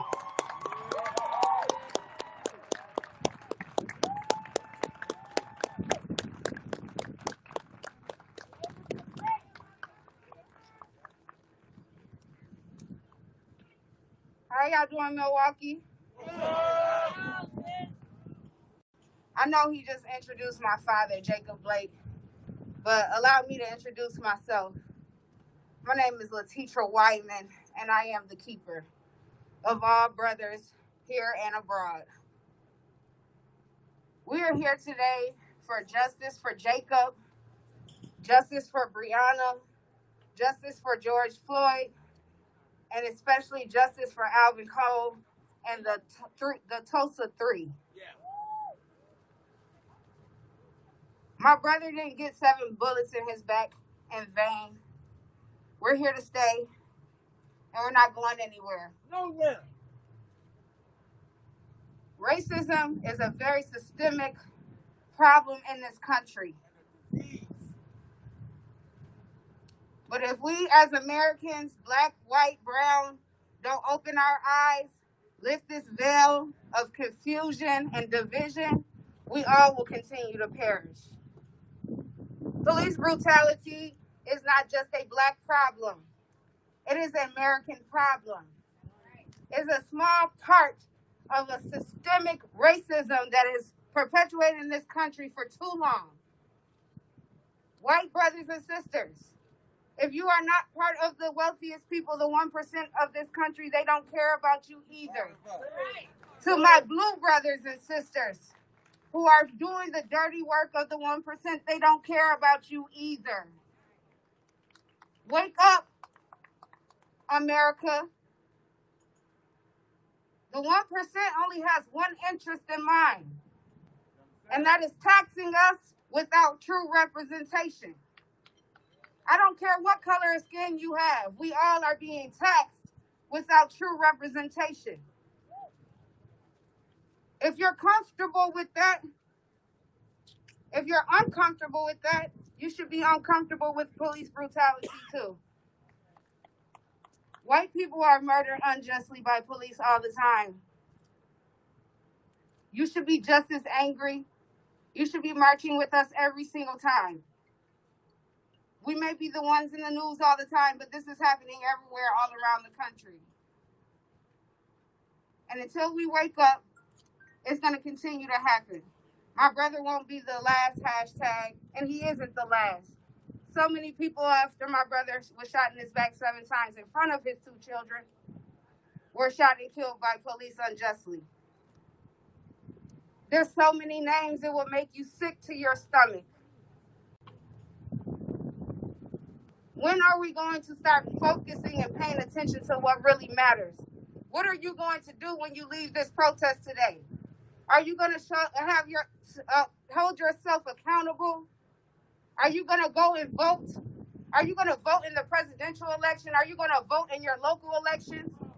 Are you going to vote for your governor, your judges, the people that make the decisions that affect you in your neighborhoods and in your communities? Don't wait until the presidential election to get involved. If you wait until the presidential election to get involved, you've already lost. All of us are American. All of us deserve to be treated like human beings. If you're not angry about what happened to my brother and the many others, you can't call yourself human. If you expect us not to be angry, that is an inhumane request. If you want peace, we need justice.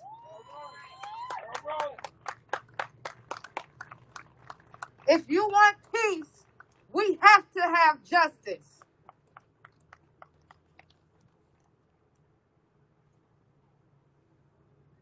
Justice Howell, a young man killed by Zion Police Department mother couldn't stay here today because she was too upset. But she sent me a list of names that she wanted all of you to hear.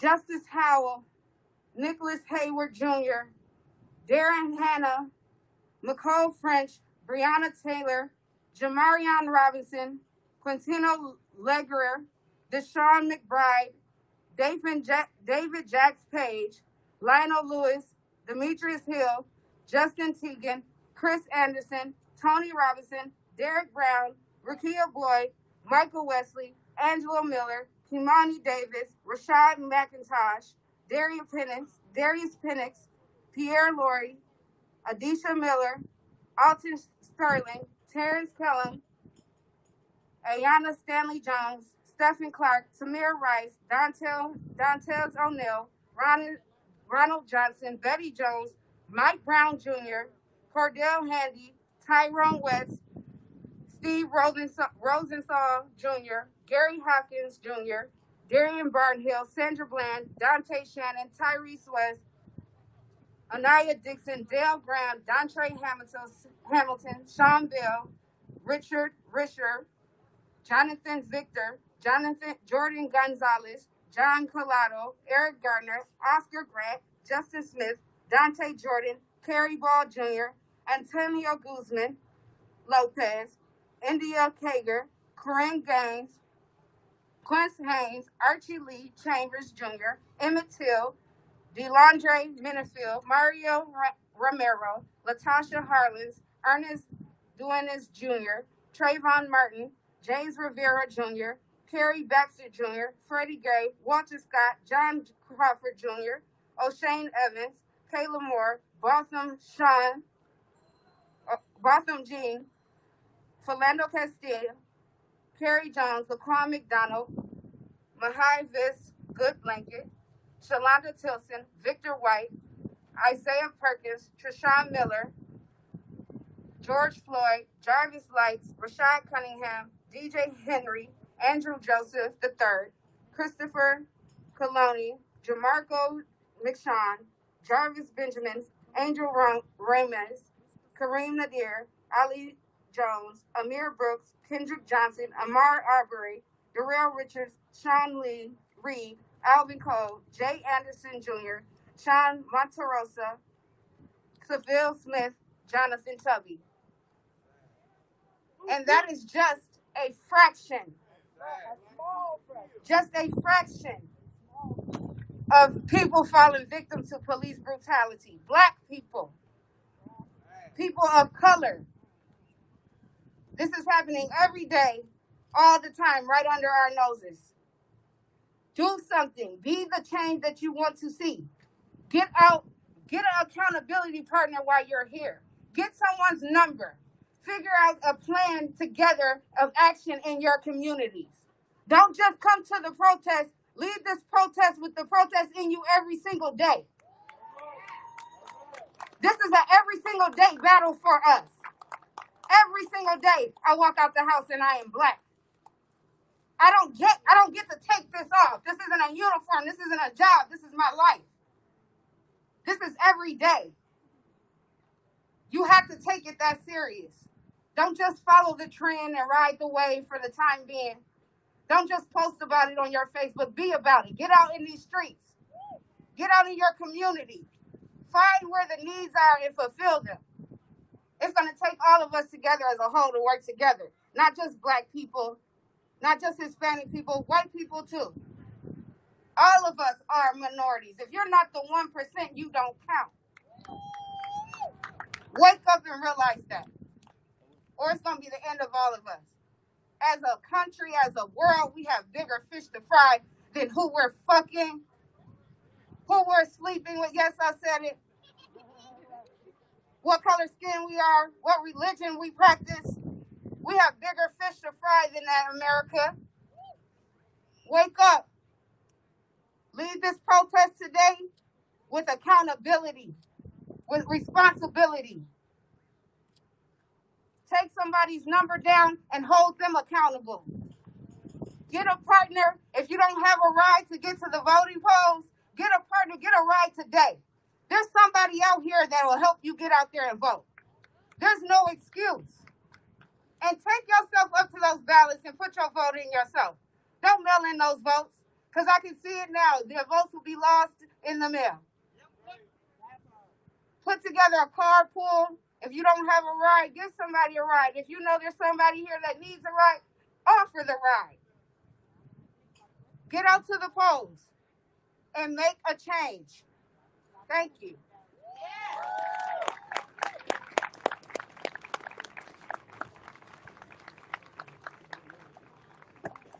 Assalamu alaikum. Rahmatullah wa barakatuh.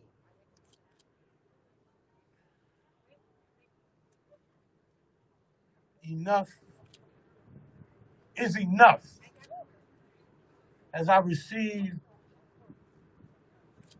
my 120th death threat last night, and when 122 came this morning, I understood I'm not scared to die.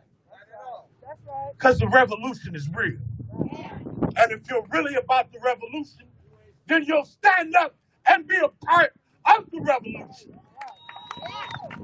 When it comes time to vote, that's the revolution. We must make our voices heard. We can no longer count on somebody else to do something. We have to do something. We're not asking. We're demanding that TOSA 3, they'll be held accountable here. I'll be coming to Wauwatosa until they are held accountable. If I have to die walking down North Avenue, going to the mall where they held people in the basement, put me in the basement. Put me in the basement. I stand with Wauwatosa. I stand with you all. I feel what you all feel. When I watched that man put 7 shots in my son's back, I no longer had the choice of being quiet. I no longer could keep my mouth shut.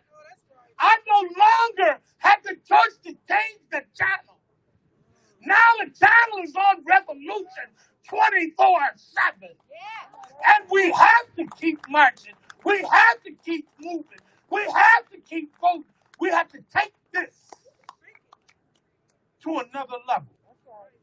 And understand that the level we're going to, we're not asking. We are demanding. We are kicking in doors. We will be in D.C. no matter who wins. We'll be on the steps of Congress no matter who wins. I'm asking y'all to come with me, to stand with me. When we go to D.C., we got to change these laws. We have to change the laws locally in Wisconsin. We have to vote in the right PTA president. You have to be a part of your community because your community is you. And all the communities put together make the United States. We are human beings. This is humanity. Why in 2020 do I have to tell you that my son is a human being? Why do I have to justify my being a human? Why do you have to justify you being a human? Thursday night was one of the worst nights I've ever seen in my life. When they took Mama Cole out of that car, Lord have mercy.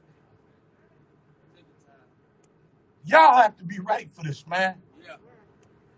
They want to kill us, y'all. All I did was stand up for my son. And they want to kill me, man. But I'm not scared to die, y'all. I'm not scared to die. If we got to go tomorrow, then I'll go tomorrow and I'll ask Allah, please accept what I've done. Because they don't know. They've woken a sleeping giant, y'all. They've woken a sleeping giant. I need y'all prayers. It gives me strength.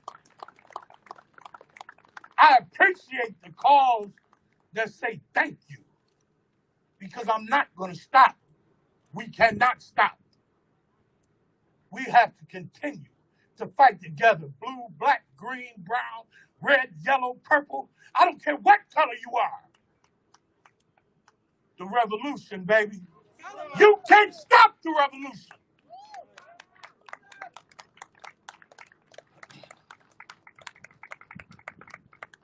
No justice. No peace.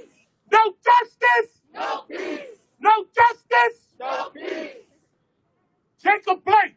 Say his name. Jacob Blake.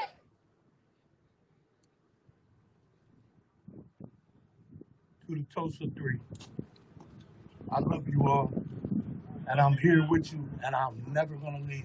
Hey, yo, we love you too. October 20th, we'll be with you.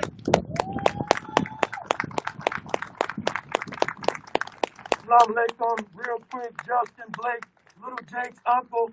If you want to continue to support, if you want to continue to come out, we're marching from Kenosha to Milwaukee, 2020, and we need everybody out there to show that the revolution don't stop.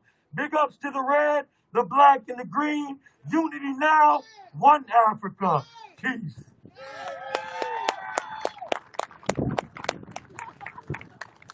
Just a quick announcement before we keep going. We have found an iPhone, a cell phone, rose gold, and it got your picture on the front. So if this is your phone, please come over to the side, retrieve it if you've missed the phone. We got you. We ain't gonna keep it like the cops keep it. That ain't what we do. Up next, we got a whole lineup of families because this is the pandemic that Black and brown people live in, being murdered by the hands of the state, unfortunately. And so we got a couple more families for y'all. I'm bringing up next Maria Hamilton, mother of DeAndre Hamilton, founder, Mothers for Justice United. Make her feel love, y'all.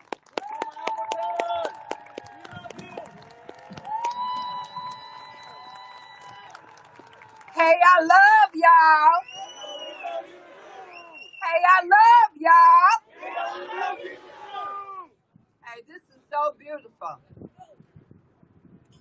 We've been in this fight for 6.5 years.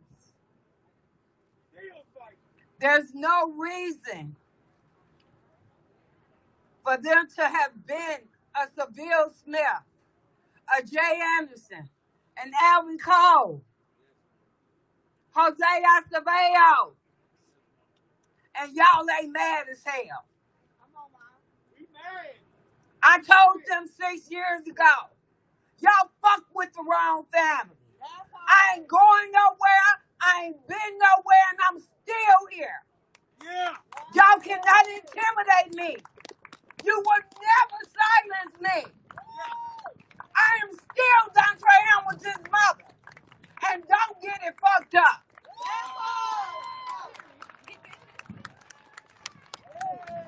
It was real then and it's still real. Nobody's exempt. Why y'all ain't mad as hell?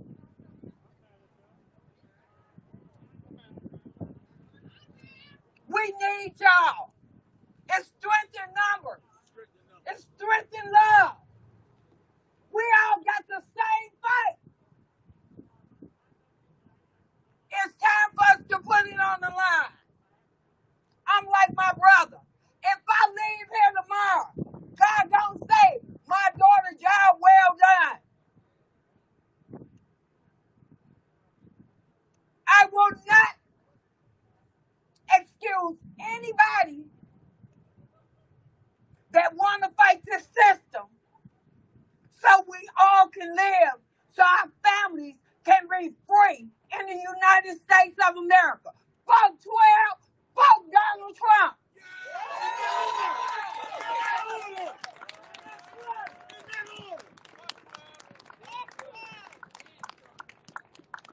I ain't been able to rest since these 3 babies died. Dutch Way couldn't get no sleep in the park. In a park.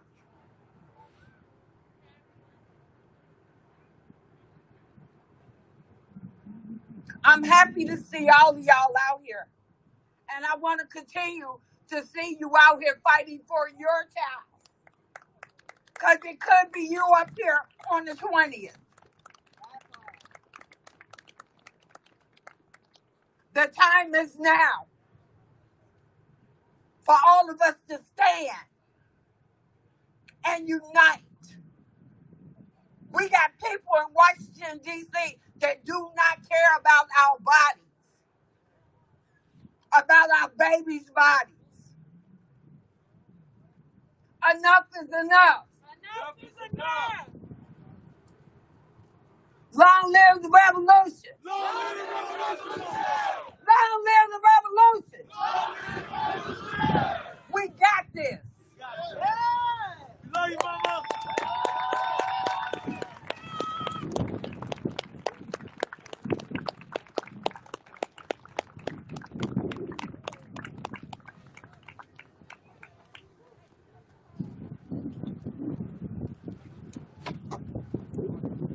Next up, we have Sedan Smith, family of Seville Smith.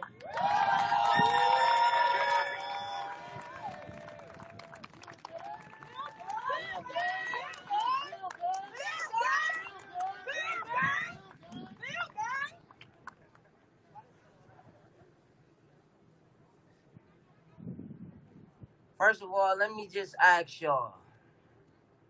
Because, I mean, sometimes I don't think y'all understand.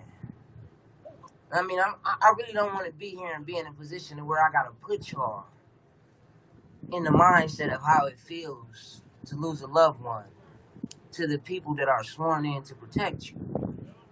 But I do got to ask y'all, how many of y'all gave a condolences to the families you've walked past? Don't let it just hurt now. This shit hurt us every day. Every day. Every day. Don't think your sorrow is not something that we are too high up above because of the gates around you and the security protecting us that we don't want to hear you say you're sorry for our loss. This platform, this stage, this shit ain't here always. The way we've been fighting in the streets, it's embedded in us. It's becoming everyday lifestyle for most of us protesters.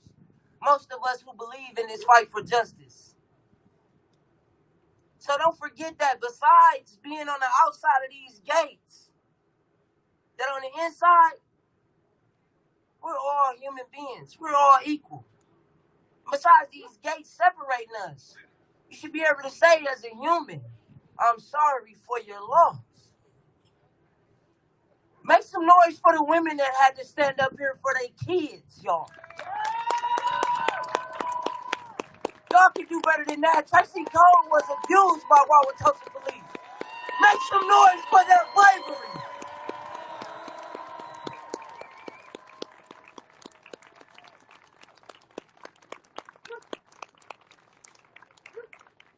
It hurts us to go through the things that we go through after the police have traumatized us. It hurts us to wake up the next day and keep fighting.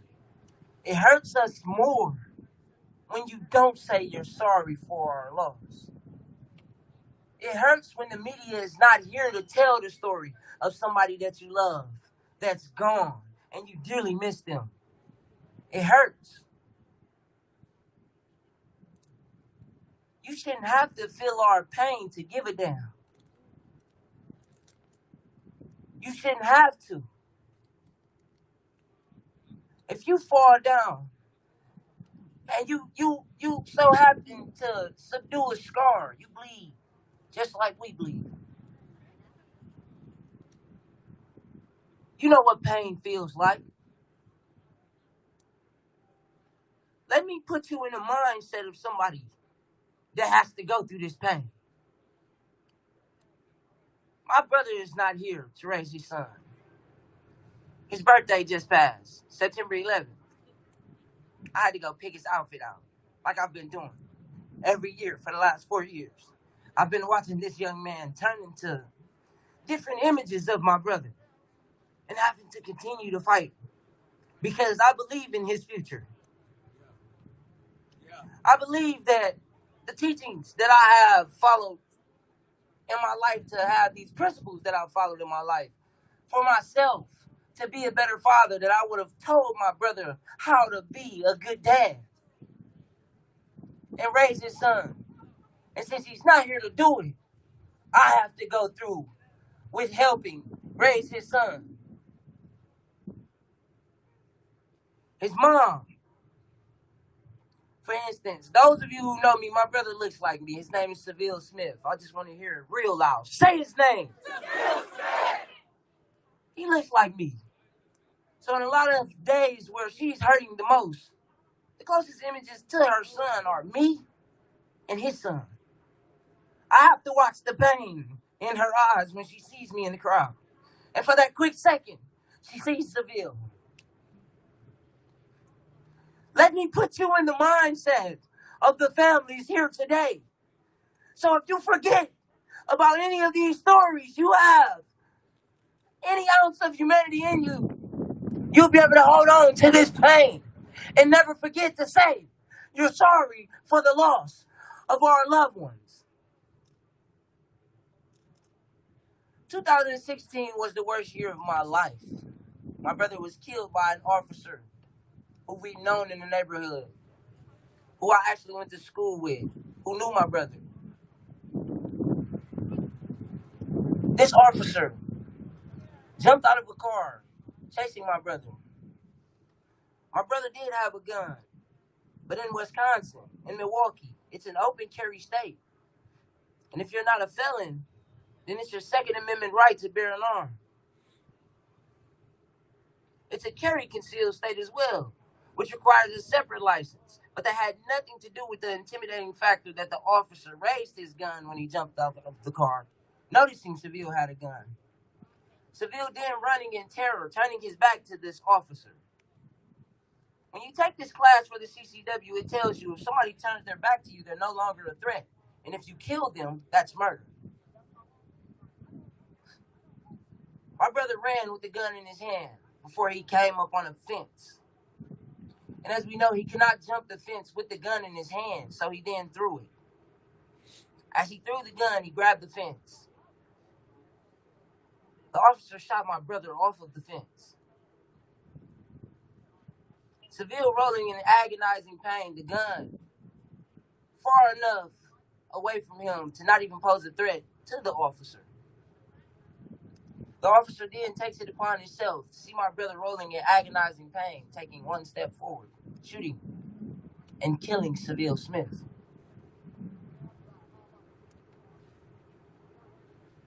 This video is broadcasted for the world to see. Why? I don't understand. Just like a lot of the killings that go on here in America, when the police kill us, it's broadcasted for the world to see. Why? I don't understand. There are no videos of any dogs that are deemed to be police officers killed on camera. These videos are deemed too graphic to be seen. Why? I don't understand. There's an evacuation plan for those that are in jail. The officers, the dog that they deem to be an officer. In situations where we have, such as the coronavirus, there's not an evacuation plan for the inmates there. We know who filled the jails up. Why is there not a plan for us? Why is the system constantly finding ways to suppress us? Why aren't we uplifting one another when the system fails us? That is the bigger question. The only way we can prove love It's through unity. We have to unite. There's no difference amongst humanity. There's no difference amongst humanity. We have to keep on making it known in the streets. We have to keep on making the noise in the streets. We have to keep the revolution alive so that they know that there's no difference when we unite.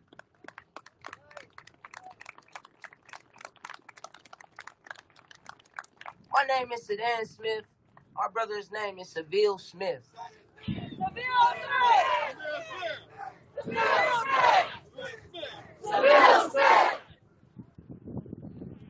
Ville gang!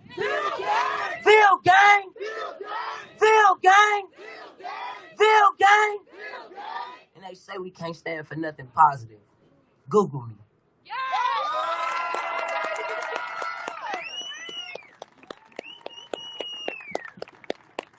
All right.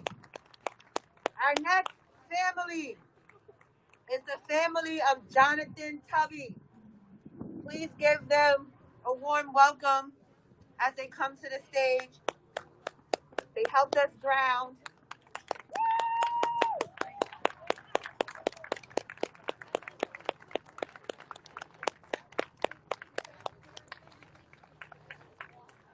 We're going to make this kind of short because we need to get back to Green Bay, but we wanted to thank the organizers of this event for reaching out to us very last minute, and we quickly drove down here yesterday to have the opportunity to meet some of these beautiful families that are unfortunately sharing the same experience that we are. We are from the Oneida Nation. Jonathan Tubby was my nephew. My brother is his father, and Sarah, his other auntie, her sister is Jonathan's mom, and this is my daughter Danielle, Jonathan's cousin. It'll be 2 years on Monday that Jonathan was killed by the Green Bay Police Department. Jonathan was 26 years old and a member of the Oneida Nation, a descendant of the Choctaw Nation in Mississippi. Jonathan was pulled over for a traffic stop in downtown Green Bay, Wisconsin, was arrested for an outstanding warrant that he had for a OWI in his past. He was compliant, handcuffed, and taken to the Sally Port in Brown County in Green Bay. On arrival at the Sally Port, Jonathan did not want to exit the police car. The officer was a trainee that was trying to get him out of the car. They realized that Jonathan's hand got his hands in front of his body, still handcuffed. The officer went back behind the trunk where his trainer was standing, Officer Eric O'Brien, and told Officer O'Brien there's something suspicious going on in the back of the car. Officer O'Brien took his flashlight and shined it through the back window of the vehicle and stated, "He has a gun." The only thing, there were no cameras in the Sally Port that evening. The only video that we have of this event is from a police squad car. And in that video, we saw the flashlight and we saw the position Jonathan was in the back of that car. And he had his head in his lap, his hands tucked under his chest. And when that flashlight hit him, the only thing that he could have saw was his back and the back of his head. The Sally Port immediately filled up with what we are experiencing is 20 plus officers.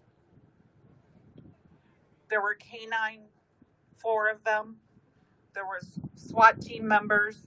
There was crisis intervention team members. There was police officers from Brown County and from Green Bay and civilians that were in cars as a ride-along that night. The situation escalated very quickly, and as the statement that Jonathan had a gun continued to move through the Sally Port that night, the officers made a plan that they were going to shoot out the back window and administer OC spray into the back of the vehicle Jonathan was in. There were two less lethal plans developed by two other officers that were not given any weight.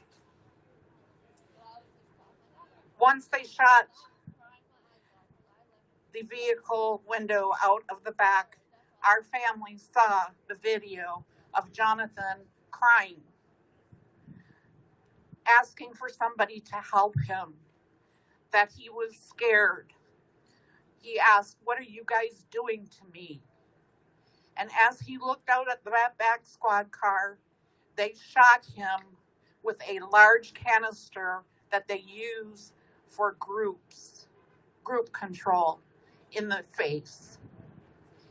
He immediately jumped out of the back window of the car, was hit with a beanbag, knocked to the ground, and began to run. The video ended there. What we heard was the dogs barking. We heard the shots, 8 of them. Jonathan, this all started at about 9:03 p.m. that evening. Jonathan was pronounced dead at 9:11. Jonathan, when he was pronounced dead, was still handcuffed, did not have a weapon, and he was shot 5 times, all to the back of his body. All bullets were in a downward pattern, meaning to our family that Jonathan was laying on the ground when he was shot. He was also restrained by one of the canines that got him down and pulled him to the ground. Jonathan laid on that floor in that Sally Port until 5 o'clock in the morning, until they could get a hold of the parents. And then our family began to slowly find out about Jonathan. We know how these people feel. We've enjoyed meeting every single person that we've ever ran into in our fight for the past 2 years. We truly believe that Jonathan should not have died that night. We fight and we stand for not just our family, but for many Indigenous families that are losing their loved ones in Wisconsin. We pay respects to Dexter Baxter's family, to Jason Perot's family, and to our family and Jonathan's mother and father. Thank you. Say his name. Say his name. Say his name. Don't go. Up next, we are going to break it up just a little bit and bring to the stage Vaughn Mays. Come on up, please. Hey.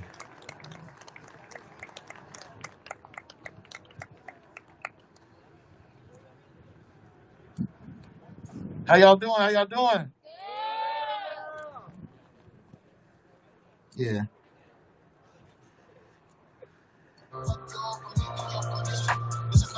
Turn it up. Turn it up. Turn it up. Yeah. Yeah. Yeah. The whole crowd got a fist raised. No justice, no peace. Why would you do that? Yeah. Yeah. See, I knew they would do that. Yeah. Yeah. But it's stupid to do that. Yeah. Yeah. And now you look too bad. Yeah. Yeah. Hey, why would you do that? They counted us out. They counted us out. They counted us out. They counted us out. They counted us out. They counted us out, counted us out, counted us out. Yeah, yeah, yeah, yeah, yeah, yeah. Hey, I'm doing this one for y'all today, man. We ain't gonna do that one. Look, yeah, yeah, yeah, yeah. Oh, no, no, no. Yeah, yeah, yeah. Look, I know I'm at the shit look easy, but I sacrificed to get here. I swear that the whole city need me. They won't remember what I did here, but I still gotta do it for the hood. You know the struggle is a motherfucker, and I ain't even do it for a thank you. I shed a lot of sweat and blood for you. Look, heavy is the crown. Heavy is the crown. Heavy is the crown. I know I'm making shit look. Heavy is the crown. Look, heavy is the. Look, it gets heavy. Yeah. Hey, I do this for my guys on Bearline. I did it for the zoo. Somebody said you thought you was the man. Damn, found out it wasn't you. Still got my boots on the ground. We always getting work in. Building up the squad. I can't do it by myself, I'm one person. But I ain't tripping though, cause I ain't gotta do that. See, I was there to the city, where was you at? I've been real, I ain't never gotta prove that.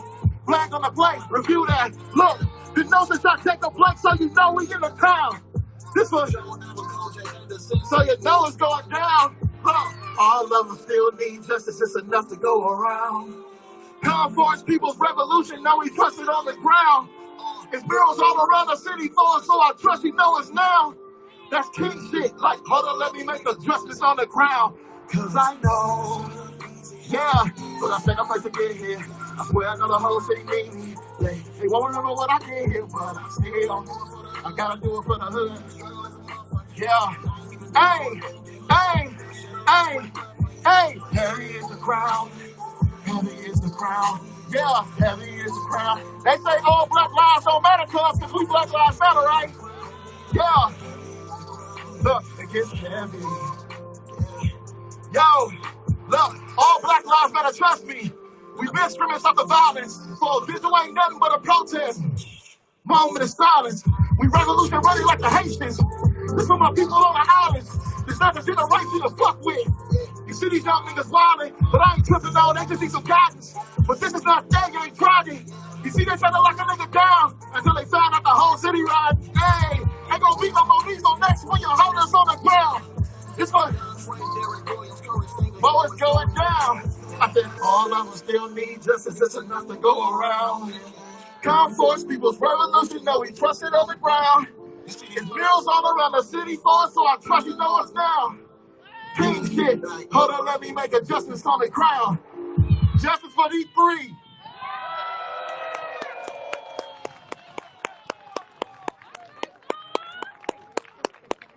it up for Vaughn!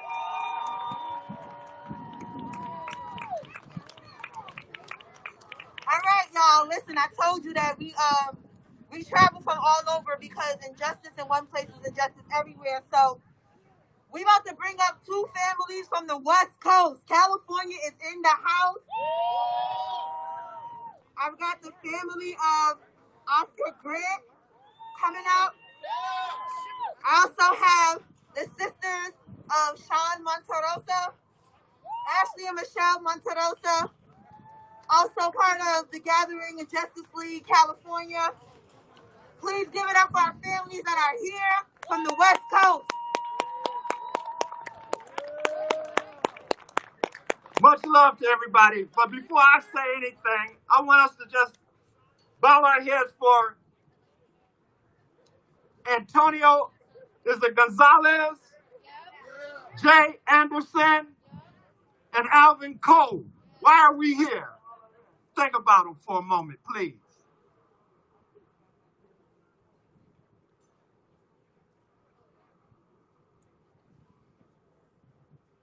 I am affectionately known to the community as Uncle Bobby. I'm the uncle of Oscar Grant. Have you all seen the movie Fruitvale Station? Yes. That's our family. So I don't have to get into the details of what happened on that platform, but I will just kind of introduce you to him quickly because we have our sisters here representing their brother out of San Francisco to speak to you also. But on January 1st, 2009 at the Fruitvale Bar Station, my nephew Oscar was thrown face down on the platform floor, 600 pounds of officer on his back. Johannes Mesley had his knee on Oscar's neck, just like you see with George Floyd, but also his hand pushing his face through the concrete floor, cracking the bones in his face. And he was squealing, "I can't breathe! I can't breathe!" And then Johannes Mesley stands up while Oscar's hands are crisscrossed behind his back to be handcuffed and shoots him in the back, all on cell phone video. So any of you can Google Oscar Grant shooting and witness the shooting for yourself if you're unfamiliar with what happened to him. But I'm here to tell you, it was because of the Oakland community, the Bay Area community, the state of California community embracing us as a family, standing with us, crying with us, going back and forth to court with us, praying for us, praying with us, but most importantly, shouting, "I am Oscar Grant." And for the first time in California state history, an officer was arrested, charged, convicted, and sent to jail. That's right. But here's the bad news. He only did 11 months, and Tony Peroni was never charged. But just last week, after 11 years, the district attorney is going to reopen our case, do a re-exam. That's right. And we looking at felony murder on Tony Peroni's behalf because he is the reason why Oscar's murdered today. So listen, this is all about having the faith that we will win. It is the community of you that are standing here today, and I want to say thank you for being here. Thank you for embracing these families. Thank you for supporting this movement today, because without you, we can't do this. So your stance here today is representing the people power that we do have. So we want to say, Families United will never be divided. And it's your embrace that can continue to help us stand together with the hope and the belief that we can win. So I'm not going to say much more, but I have to say, there's nowhere in the world I could have been doing this the past 11 years without my queen on my side, Auntie B, as she knows. You know, she has received calls from mothers all over this world. All over this world, calling her to find out if we can support. That's why we're here today. We understand what the support of families is and how important it is, so we would do whatever we have to sacrifice or whatever it may be to get here to embrace and stand with all of you. And so let it be known from Oscar and our family that we love all of you. And we thank you for just being here. This is so important because we will win. We will win. You can contact us at Families United, which is www.fu4jnetwork.org. And there you can see families that are uniting all over this country under the name Families United for Justice, because we're clear that it's going to take a movement, a mass movement of families, making it undeniable that police violence is real in this country. I'm losing my voice. Sorry, I'm losing my voice. And I need to mention, I have the shirt on today. Our founding organization is the Love Not Blood campaign. Again, www.Love Not Blood campaign. Call us. If you need us, we'll do what we can to get there. And for all the activists that are out here being a part of this, thank you. We need you. We need your love. We need your energy. We need your help. We need your warriorism. Because we are in a war. Again, all power. We're from Oakland. Here we go. All power to the people. All power to the people. All power to the people. All power to the people. All power to the people. In closing, what's his name? What's his name? What's his name? What's his name? Thank you. We love you.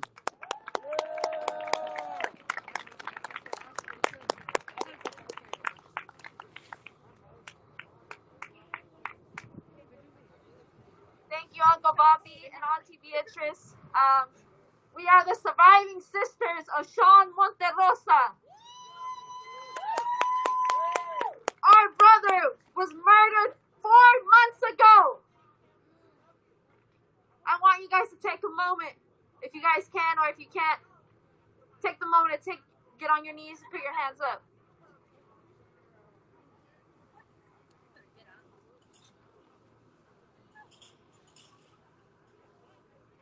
So on June 2nd, 4 months ago, my brother was on his knees with his hands up when an unmarked police pickup truck arrived to the scene of a Walgreens parking lot in Vallejo, California.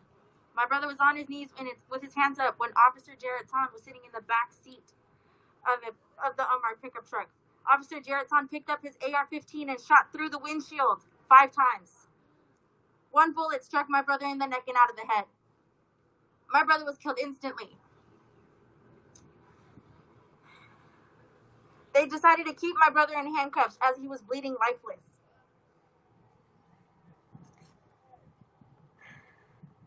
It's been a long 4 months, and I know there's families fighting for 10 years, 11 years.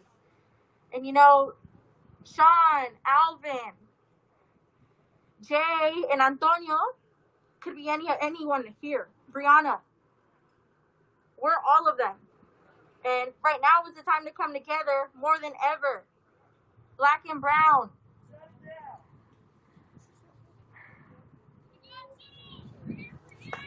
So far, we've gotten the DA to recuse herself. We were arrested last week.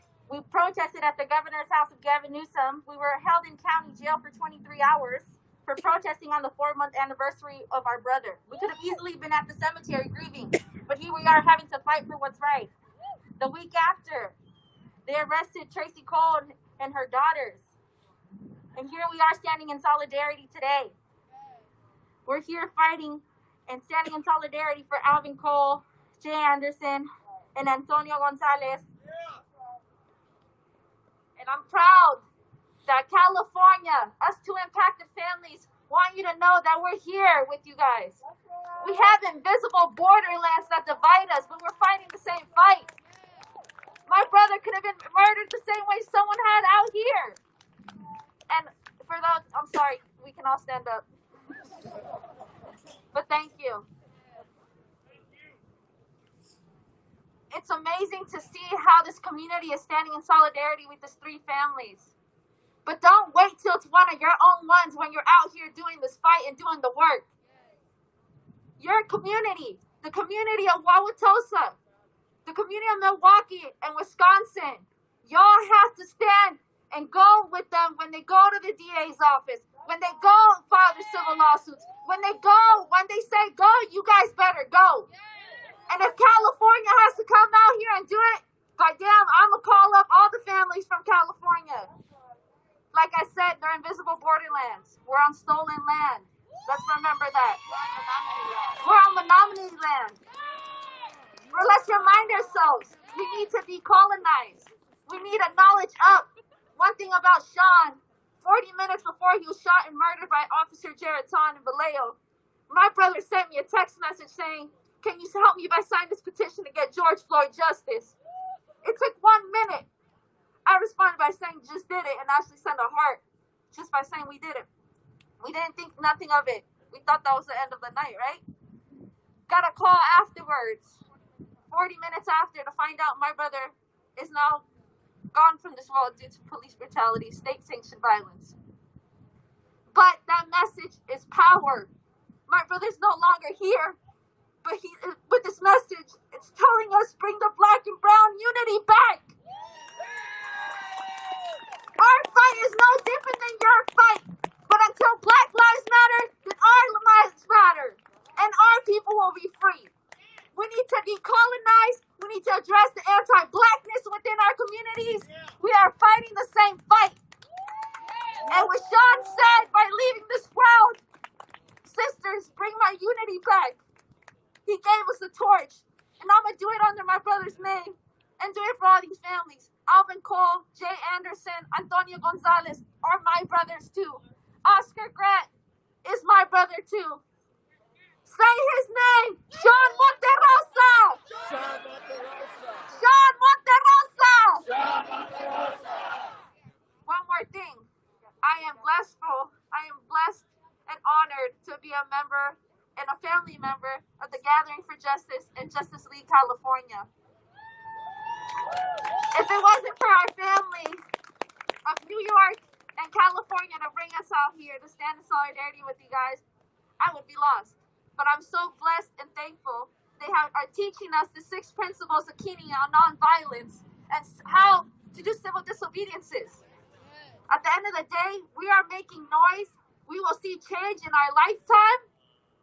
And for those who weren't a part of the training the other day, find someone who was and have them knowledge you up on what they learned at that training. Because here in Wisconsin, y'all need to stick together. There shouldn't be no nonprofit beef, but we understand that's something that happens. But we need to put that aside and unite and fight for the same fight, but also stand together with the impacted families. Because last night, we were all sat down there and felt everyone's pain. Everyone always tells us you will never understand. It'll get easier. It doesn't. But only impacted families understand another impacted family feels. I'm going to finish with this. It's important to kick out these white people in office. We need to start seeing ourselves in office. I am tired of seeing a white man and a white woman making decisions and not understanding what it is to struggle. We need impacted families to have a seat at the table. We need impacted families to push for change. We need impacted families to push for the abolishment of police. But we can't do that alone. Everyone here, I hope you, like Jacob Lake's sister said, that you take something from being out here. Do your part. Do your homework. Go hold yourself accountable and vote. I understand we're in a serious time in life. COVID is a real serious, virus. But I'm ended like this.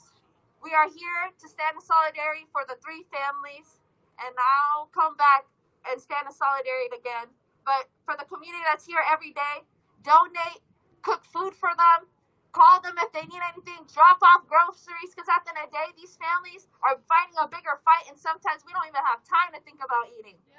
So take care of them. Thank you.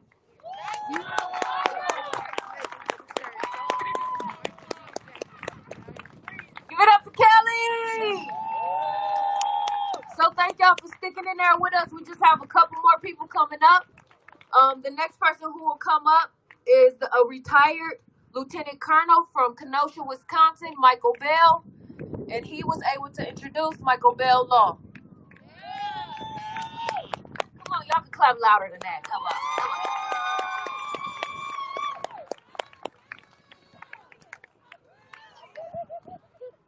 Hi, I'm Michael Bell.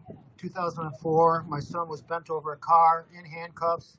He was being held by a police officer, and an officer named Albert Gonzalez walked up to him, placed his hand on my son's head, took his gun, stuck it right to my son's temple, and killed my son in front of his mother and sister. About 2 months later, I was in a dog park, and somebody came up to me real quick and said, "Aren't you Michael Bell?"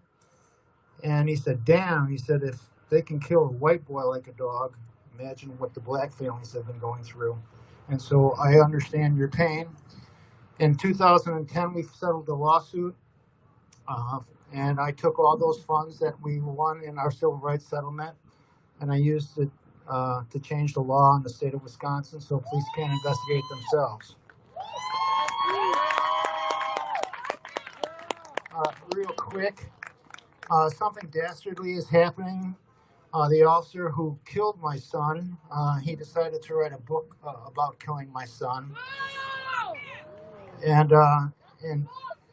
the book is filled with misrepresentations and defamatory claims against our family, and it completely ignores the cover-up that occurred in Kenosha. But the officer does describe in detail how he killed my child. He goes on to say things like he got a thrill from shooting my son in the head. And he goes on to say things like the body was twitching and started to tremor slightly. The movement was making his head move. And I thought, damn, I just shot this guy and he's still moving. This is the type of problems that we're having in Kenosha.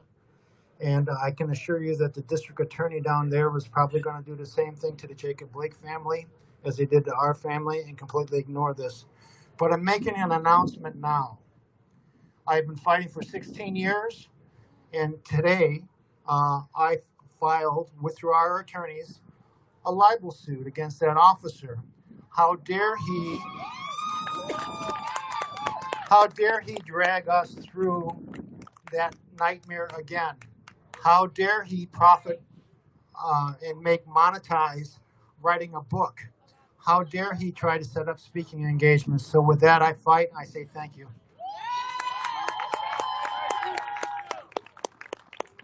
This is Michael. Thank you, Mr. Bell. Give it up. Say his name. Michael Bell. Say his name.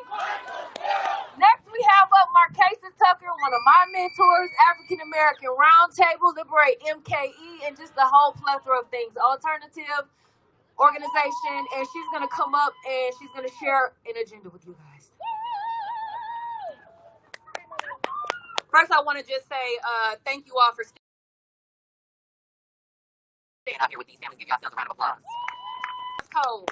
All right, and then also I want to just take a quick moment to just say thank you to the families who stuck it out and who came across the country to come and be in solidarity with the Cole family. Y'all give it up for them. So today, really quickly, I don't want to address any symptoms. I want to address the root cause. And this won't be a new concept to some of you all, but let's not talk about just, reform of the police. I'm not with reforming the police because we've been doing that for too long. And what has that gotten us? It hasn't gotten us anything. It's gotten us more black and brown bodies being murdered, correct? So we need to go ahead and talk about the root and dismantle what we call policing. It's really white terrorism if you want to give it the correct name. So if it didn't save Emmett Till, why do you think that it's going to save you? If it didn't save Alvin Cole, why do you think it's going to save you? If it didn't save Joel Acevedo, Jay Anderson, or Antonio Gonzalez, why do you think that it'll save your black or brown child or you? The conversation of reform didn't just start when George Floyd was murdered. This has been an ongoing conversation since Emmett Till and beyond that. I know it's hard to imagine, but I want you to imagine just how hard it was for slaves to think, I wonder if we will ever get beyond slavery. And they did, didn't they? So I need you all to begin to imagine what it's going to look like when we get beyond policing, because we will. Who believes that? I need you guys to get louder. Who believes that we can get beyond policing? So as we spend millions and millions of dollars on white terrorism versus spending millions and millions of dollars on resources that will bring life to, and not just deaths to people. Yes, we need a plan that can't completely abolish. We know that we can't completely abolish them tomorrow, right? We know they won't be gone next week either. But we do need to start planning to say what that will look like so we can give our communities what they need. And what do they need? They need jobs. They need housing. They need food. They need access to health care, correct? Things that are going to cause them to live and not die like the white terrorist machine that is killing black and brown people today. I'm tired of it. I don't know about you all, but I'm big mad. Only people who work with and for this deadly white terrorist machine of policing would ignore the independent investigators' report that said keeping Mensah on as an officer creates an extraordinarily unwarranted, unnecessary risk to police department in Wauwatosa. And I'll translate what Stephen Biskupic said. He said keeping on Mensah would actually create an environment that would give a path to a murderer like Mensah. It would also create a deadly environment, not just for Tosa, but for the entire community. Anywhere that Mensah is, it could be a murderous environment. Only a deadly white terrorist machine would do and allow what they did to Tracy Cole and her daughters, the mother and the family member of victims of Mensah. A mother who just got some of the worst news of her life. They didn't just manhandle her; they treated her like an animal. She is a human. She is a black woman. And she deserves better than that. Did she not? Yes. So with that, I say abolish Tosa police. Fire Joseph Mensah for killing Alvin Cole, for beating Tracy Cole, her baby Alvin Cole, and killing him. Jay Anderson Jr. and Antonio Gonzalez. Fire Chief Barry Weber, who is responsible just as much for these murders. And yes, defund Wauwatosa Police Department by $6 million from the $17 million police budget that they have right now. Those residents deserve that money. If you're a resident of Tulsa, you deserve that money, and it should not go towards policing. And if you haven't taken the petition, that's up. Go on the Rally for Justice page that was in the Facebook invite. Take that link and you share with other people and you sign that petition to get what is needed, and that is all of the demands of these families. Much love to you all. Give it up for Marquesa Tucker. So next we have up two young organizers from 50 Miles More, Bria and Tatiana.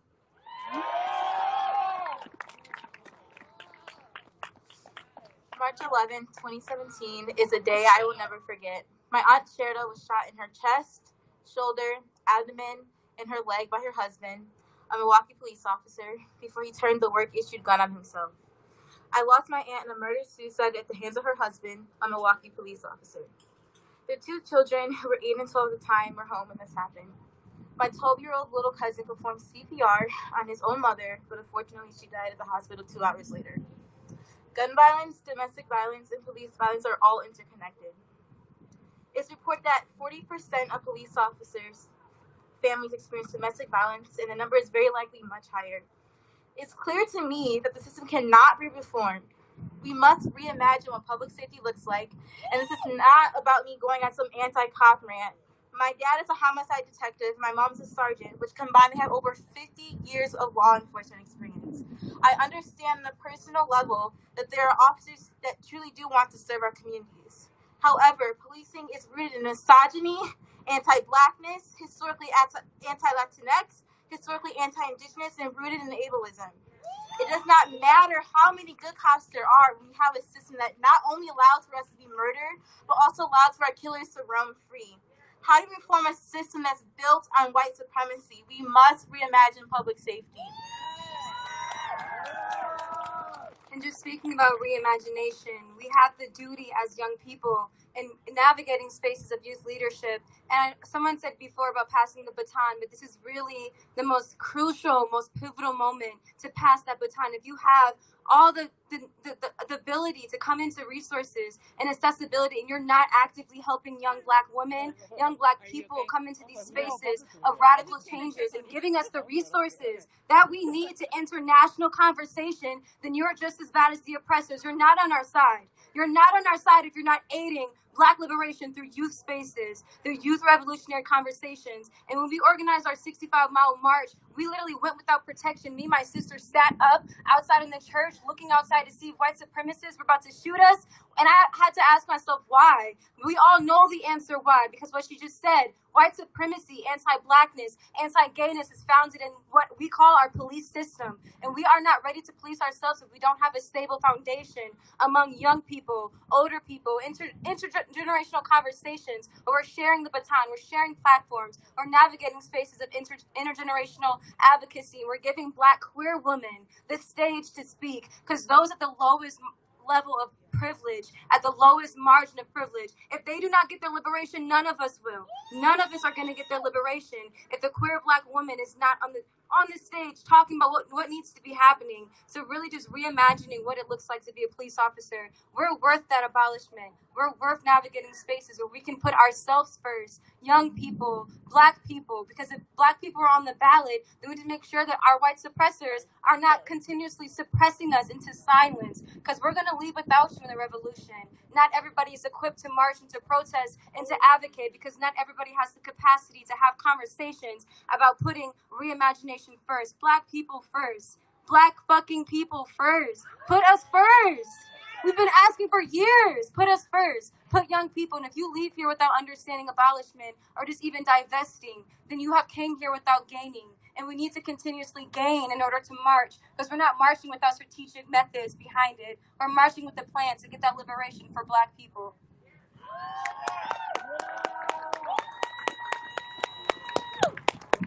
Give it up for 50 Miles More. Next up, we have State Assembly, David Bowen.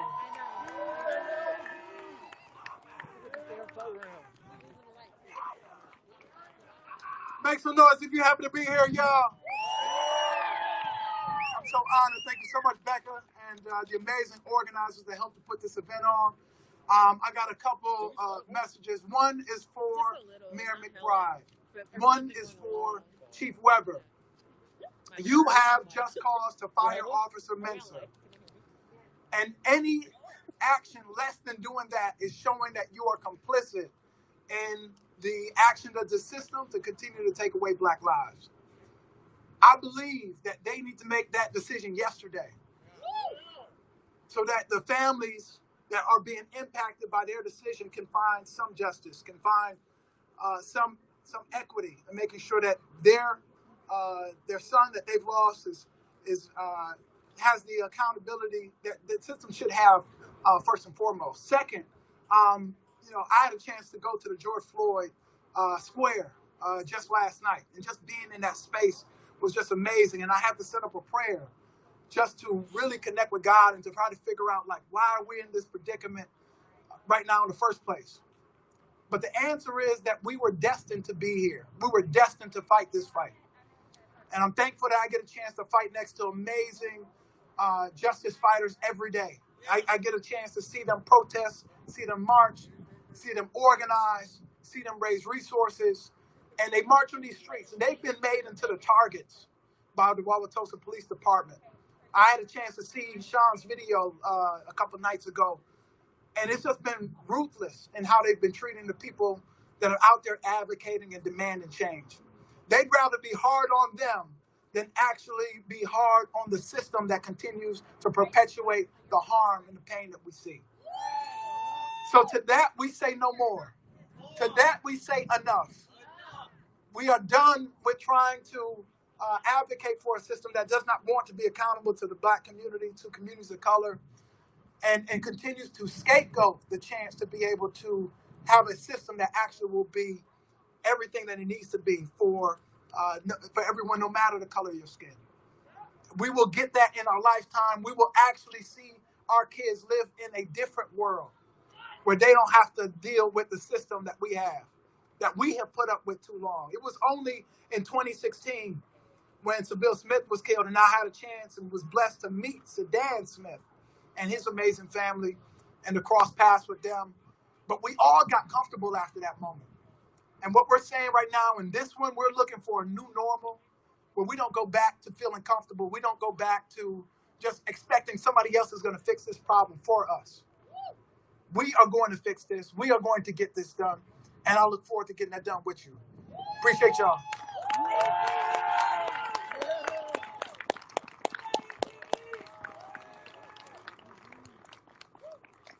Okay, we have two more speakers, and then that will conclude our rally. Let's give it up for Tiffany Henry, liaison for Senator Tammy Bowling. Okay, so I just want to give a huge thank you to Rebecca and everybody that put this together, but a huge shout out to all of y'all for standing here in this cold. At the end of the day, Black Lives Matter, right? Black Lives Matter, right? Enough is enough, right? Enough is enough, right?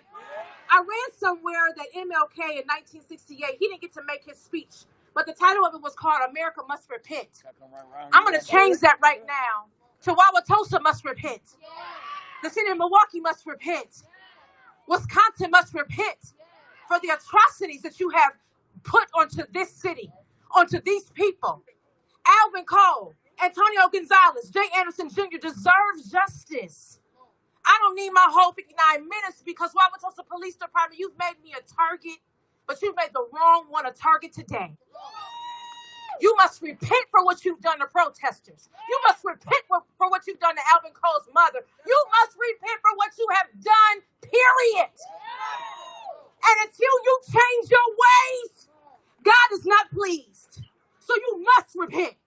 People are not pleased. Justice is on the menu. It is on the menu. Eat it. Dine at it. We are serving it to you. We demand it. We're going to get it. You must be held accountable for what you have done. Mayor McBride, hear me and hear me good. I told you, people said that you are a good man. Be a good man. Stand up. Take ownership and responsibility for what has happened in your city. Turn it around. Wauwatosa is the epicenter of racism. It is the epicenter of police brutality, and it is up to you to change it, or we will change you. Or we will change you. For 140 days, the people have demanded action, and we're going to get it. So at the end of the day, I'm glad that y'all are here. I'm hot now because I done got fired up. I'm glad that y'all are here, but keep remembering the names of Alvin Cole, Jay Anderson Jr., Antonio Gonzalez, Seville Smith, Dontre Hamilton, Ernest Lacey, everybody. Because enough is enough. And at the end of the day, say it with me, Black Lives Matter. Black Lives Matter. Tiffany Harry is so dang black-tastic. Give it up for Tiff. Next up, we have Sean Lowe. Come on, show him some love, y'all. He waited all of this time to come out and connect with y'all.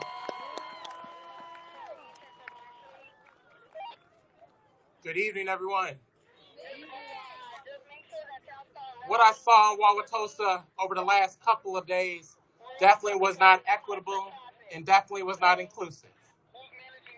Because peaceful protesters were drove out of our city at 7 p.m.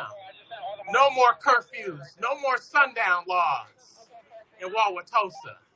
That's not equitable. That's not inclusive to the needs of my community when we are grieving out here. We are grieving for Alvin Cole.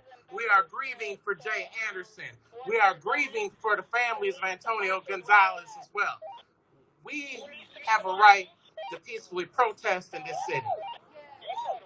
The protesters are not the problem. Police brutality is the problem. Joseph Mensah is the problem. Dragging black mothers out of their cars is the problem. Because we need to protect black women, love black women, support black women. It's not drag black mothers out their cars. It's despicable and disgusting. I'm sorry that happened in my city. I was just absolutely embarrassed to see that. That's not what we do. Tosans aren't like that. We have to change, and we have to drive the change in this city. We have to be the ones to demand for a better Wauwatosa, because I know so many residents in this city, and I know there are good people here, and the bad people have to go, and that starts with Officer Joseph Mensah. We have to follow the outside report. We have to follow the recommendation from the outside investigator. There is no choice. There is no other solution. The media keeps asking me, Sean, when do we heal? When does it start? What is step number one? Step number one has to start with Officer Joseph Mensah off this police force. There is no other solution. And then let's continue to heal together. We're out here in the cold. I've seen People's Revolution marching in the rain. The weather doesn't matter. Change matters. Black lives matter. And that's what we're going to do in the city of Wauwatosa. Thank you.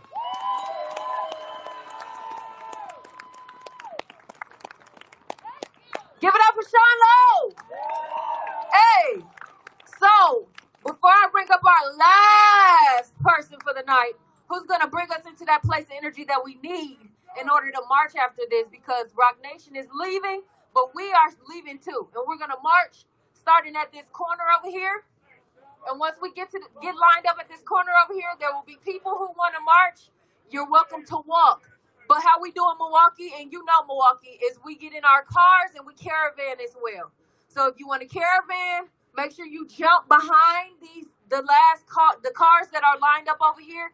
If you want to march, please jump in line. You will see people with vests on. They can tell you where to go. Okay, so let's give it up for Be Love.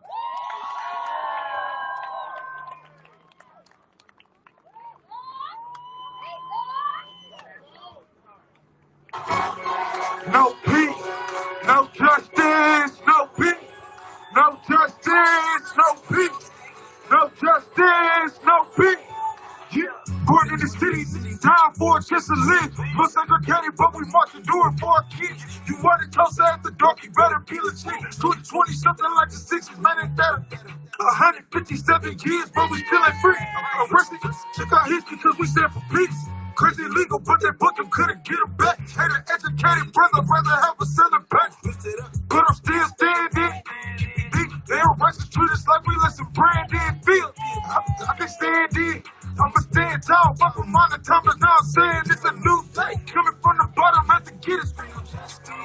No peace, and I'm with it. We'll tear it all down so we can finally get up. Put the right fist in the air, you rockin' with us. For 100 years, we've been fighting.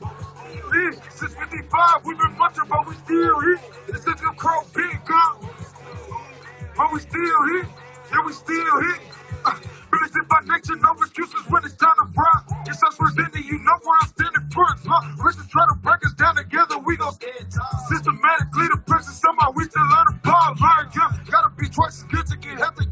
Mama told me young who I was, they thought that we forgot. Boy, kids and quizzy, your research, you can see the plot. They ain't standing watching our people die by these crooked dots. Pretty grass, Sandra Blaze, Seville Smith, Diana Six, Breonna Taylor, Joel Acevedo, George Floyd. That's a damn shame. Coming from the bottom, had to get it, screw no justice. No peace, and I'm with it. We'll tear it all down so we can finally get up. Put the right fist in the air, you rockin' with us. 400 years, we've been fighting.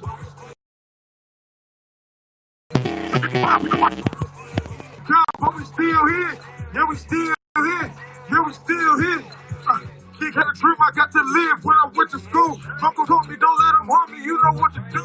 Mandela showed us when they knock you down, you get back up. Lock you up and change, but I told mine, go ahead, steady up. To pop my greatest inspiration, let me tell you why. Just focus truth and all this rhymes from the very start. Patient and pure hearted, knew one day he would plant the seed. Crazy corn, I never imagined that he would be me. This he made it clear where he was staying if we got hit. Rap for your people, don't never back down, don't have fear. Killer Mike, roses are deserved while you still here. Rap for black right, stand tall, I'm behind you, dog. Coming from the bottom, had to get it, screen no justice. No peace, and I'm with it. We'll tear it all down so we can finally get up. Put the right fist in the air, you rockin' with us. 400 years, but we still here. Since 55, we've been marching, but we still here. This ain't the pro being gone, but we still here. Yeah, we still here. Yeah. No peace, no justice, no peace. No justice, no peace. No justice, no peace. Yeah.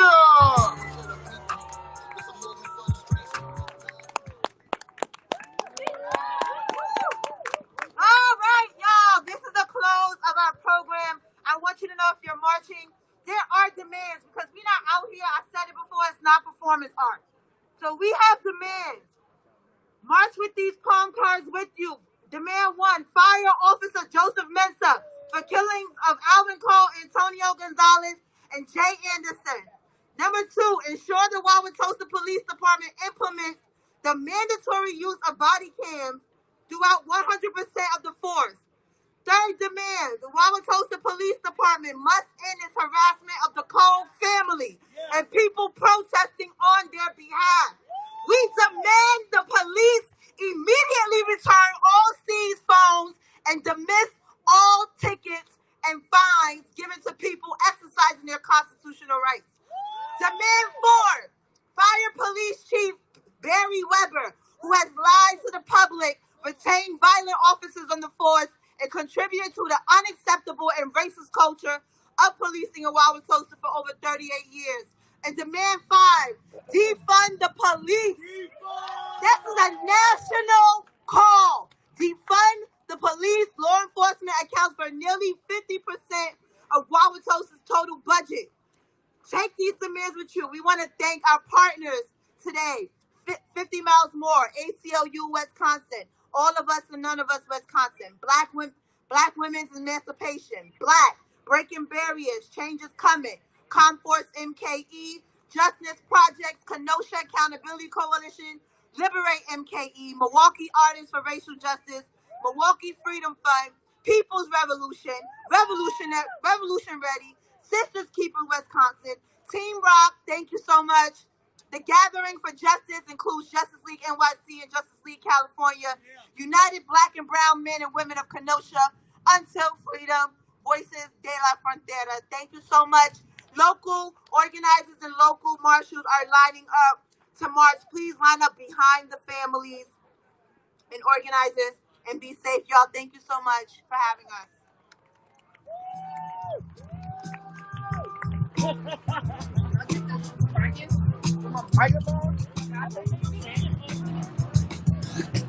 You will not be able to stay home, brother. You will not be able to plug in, turn on.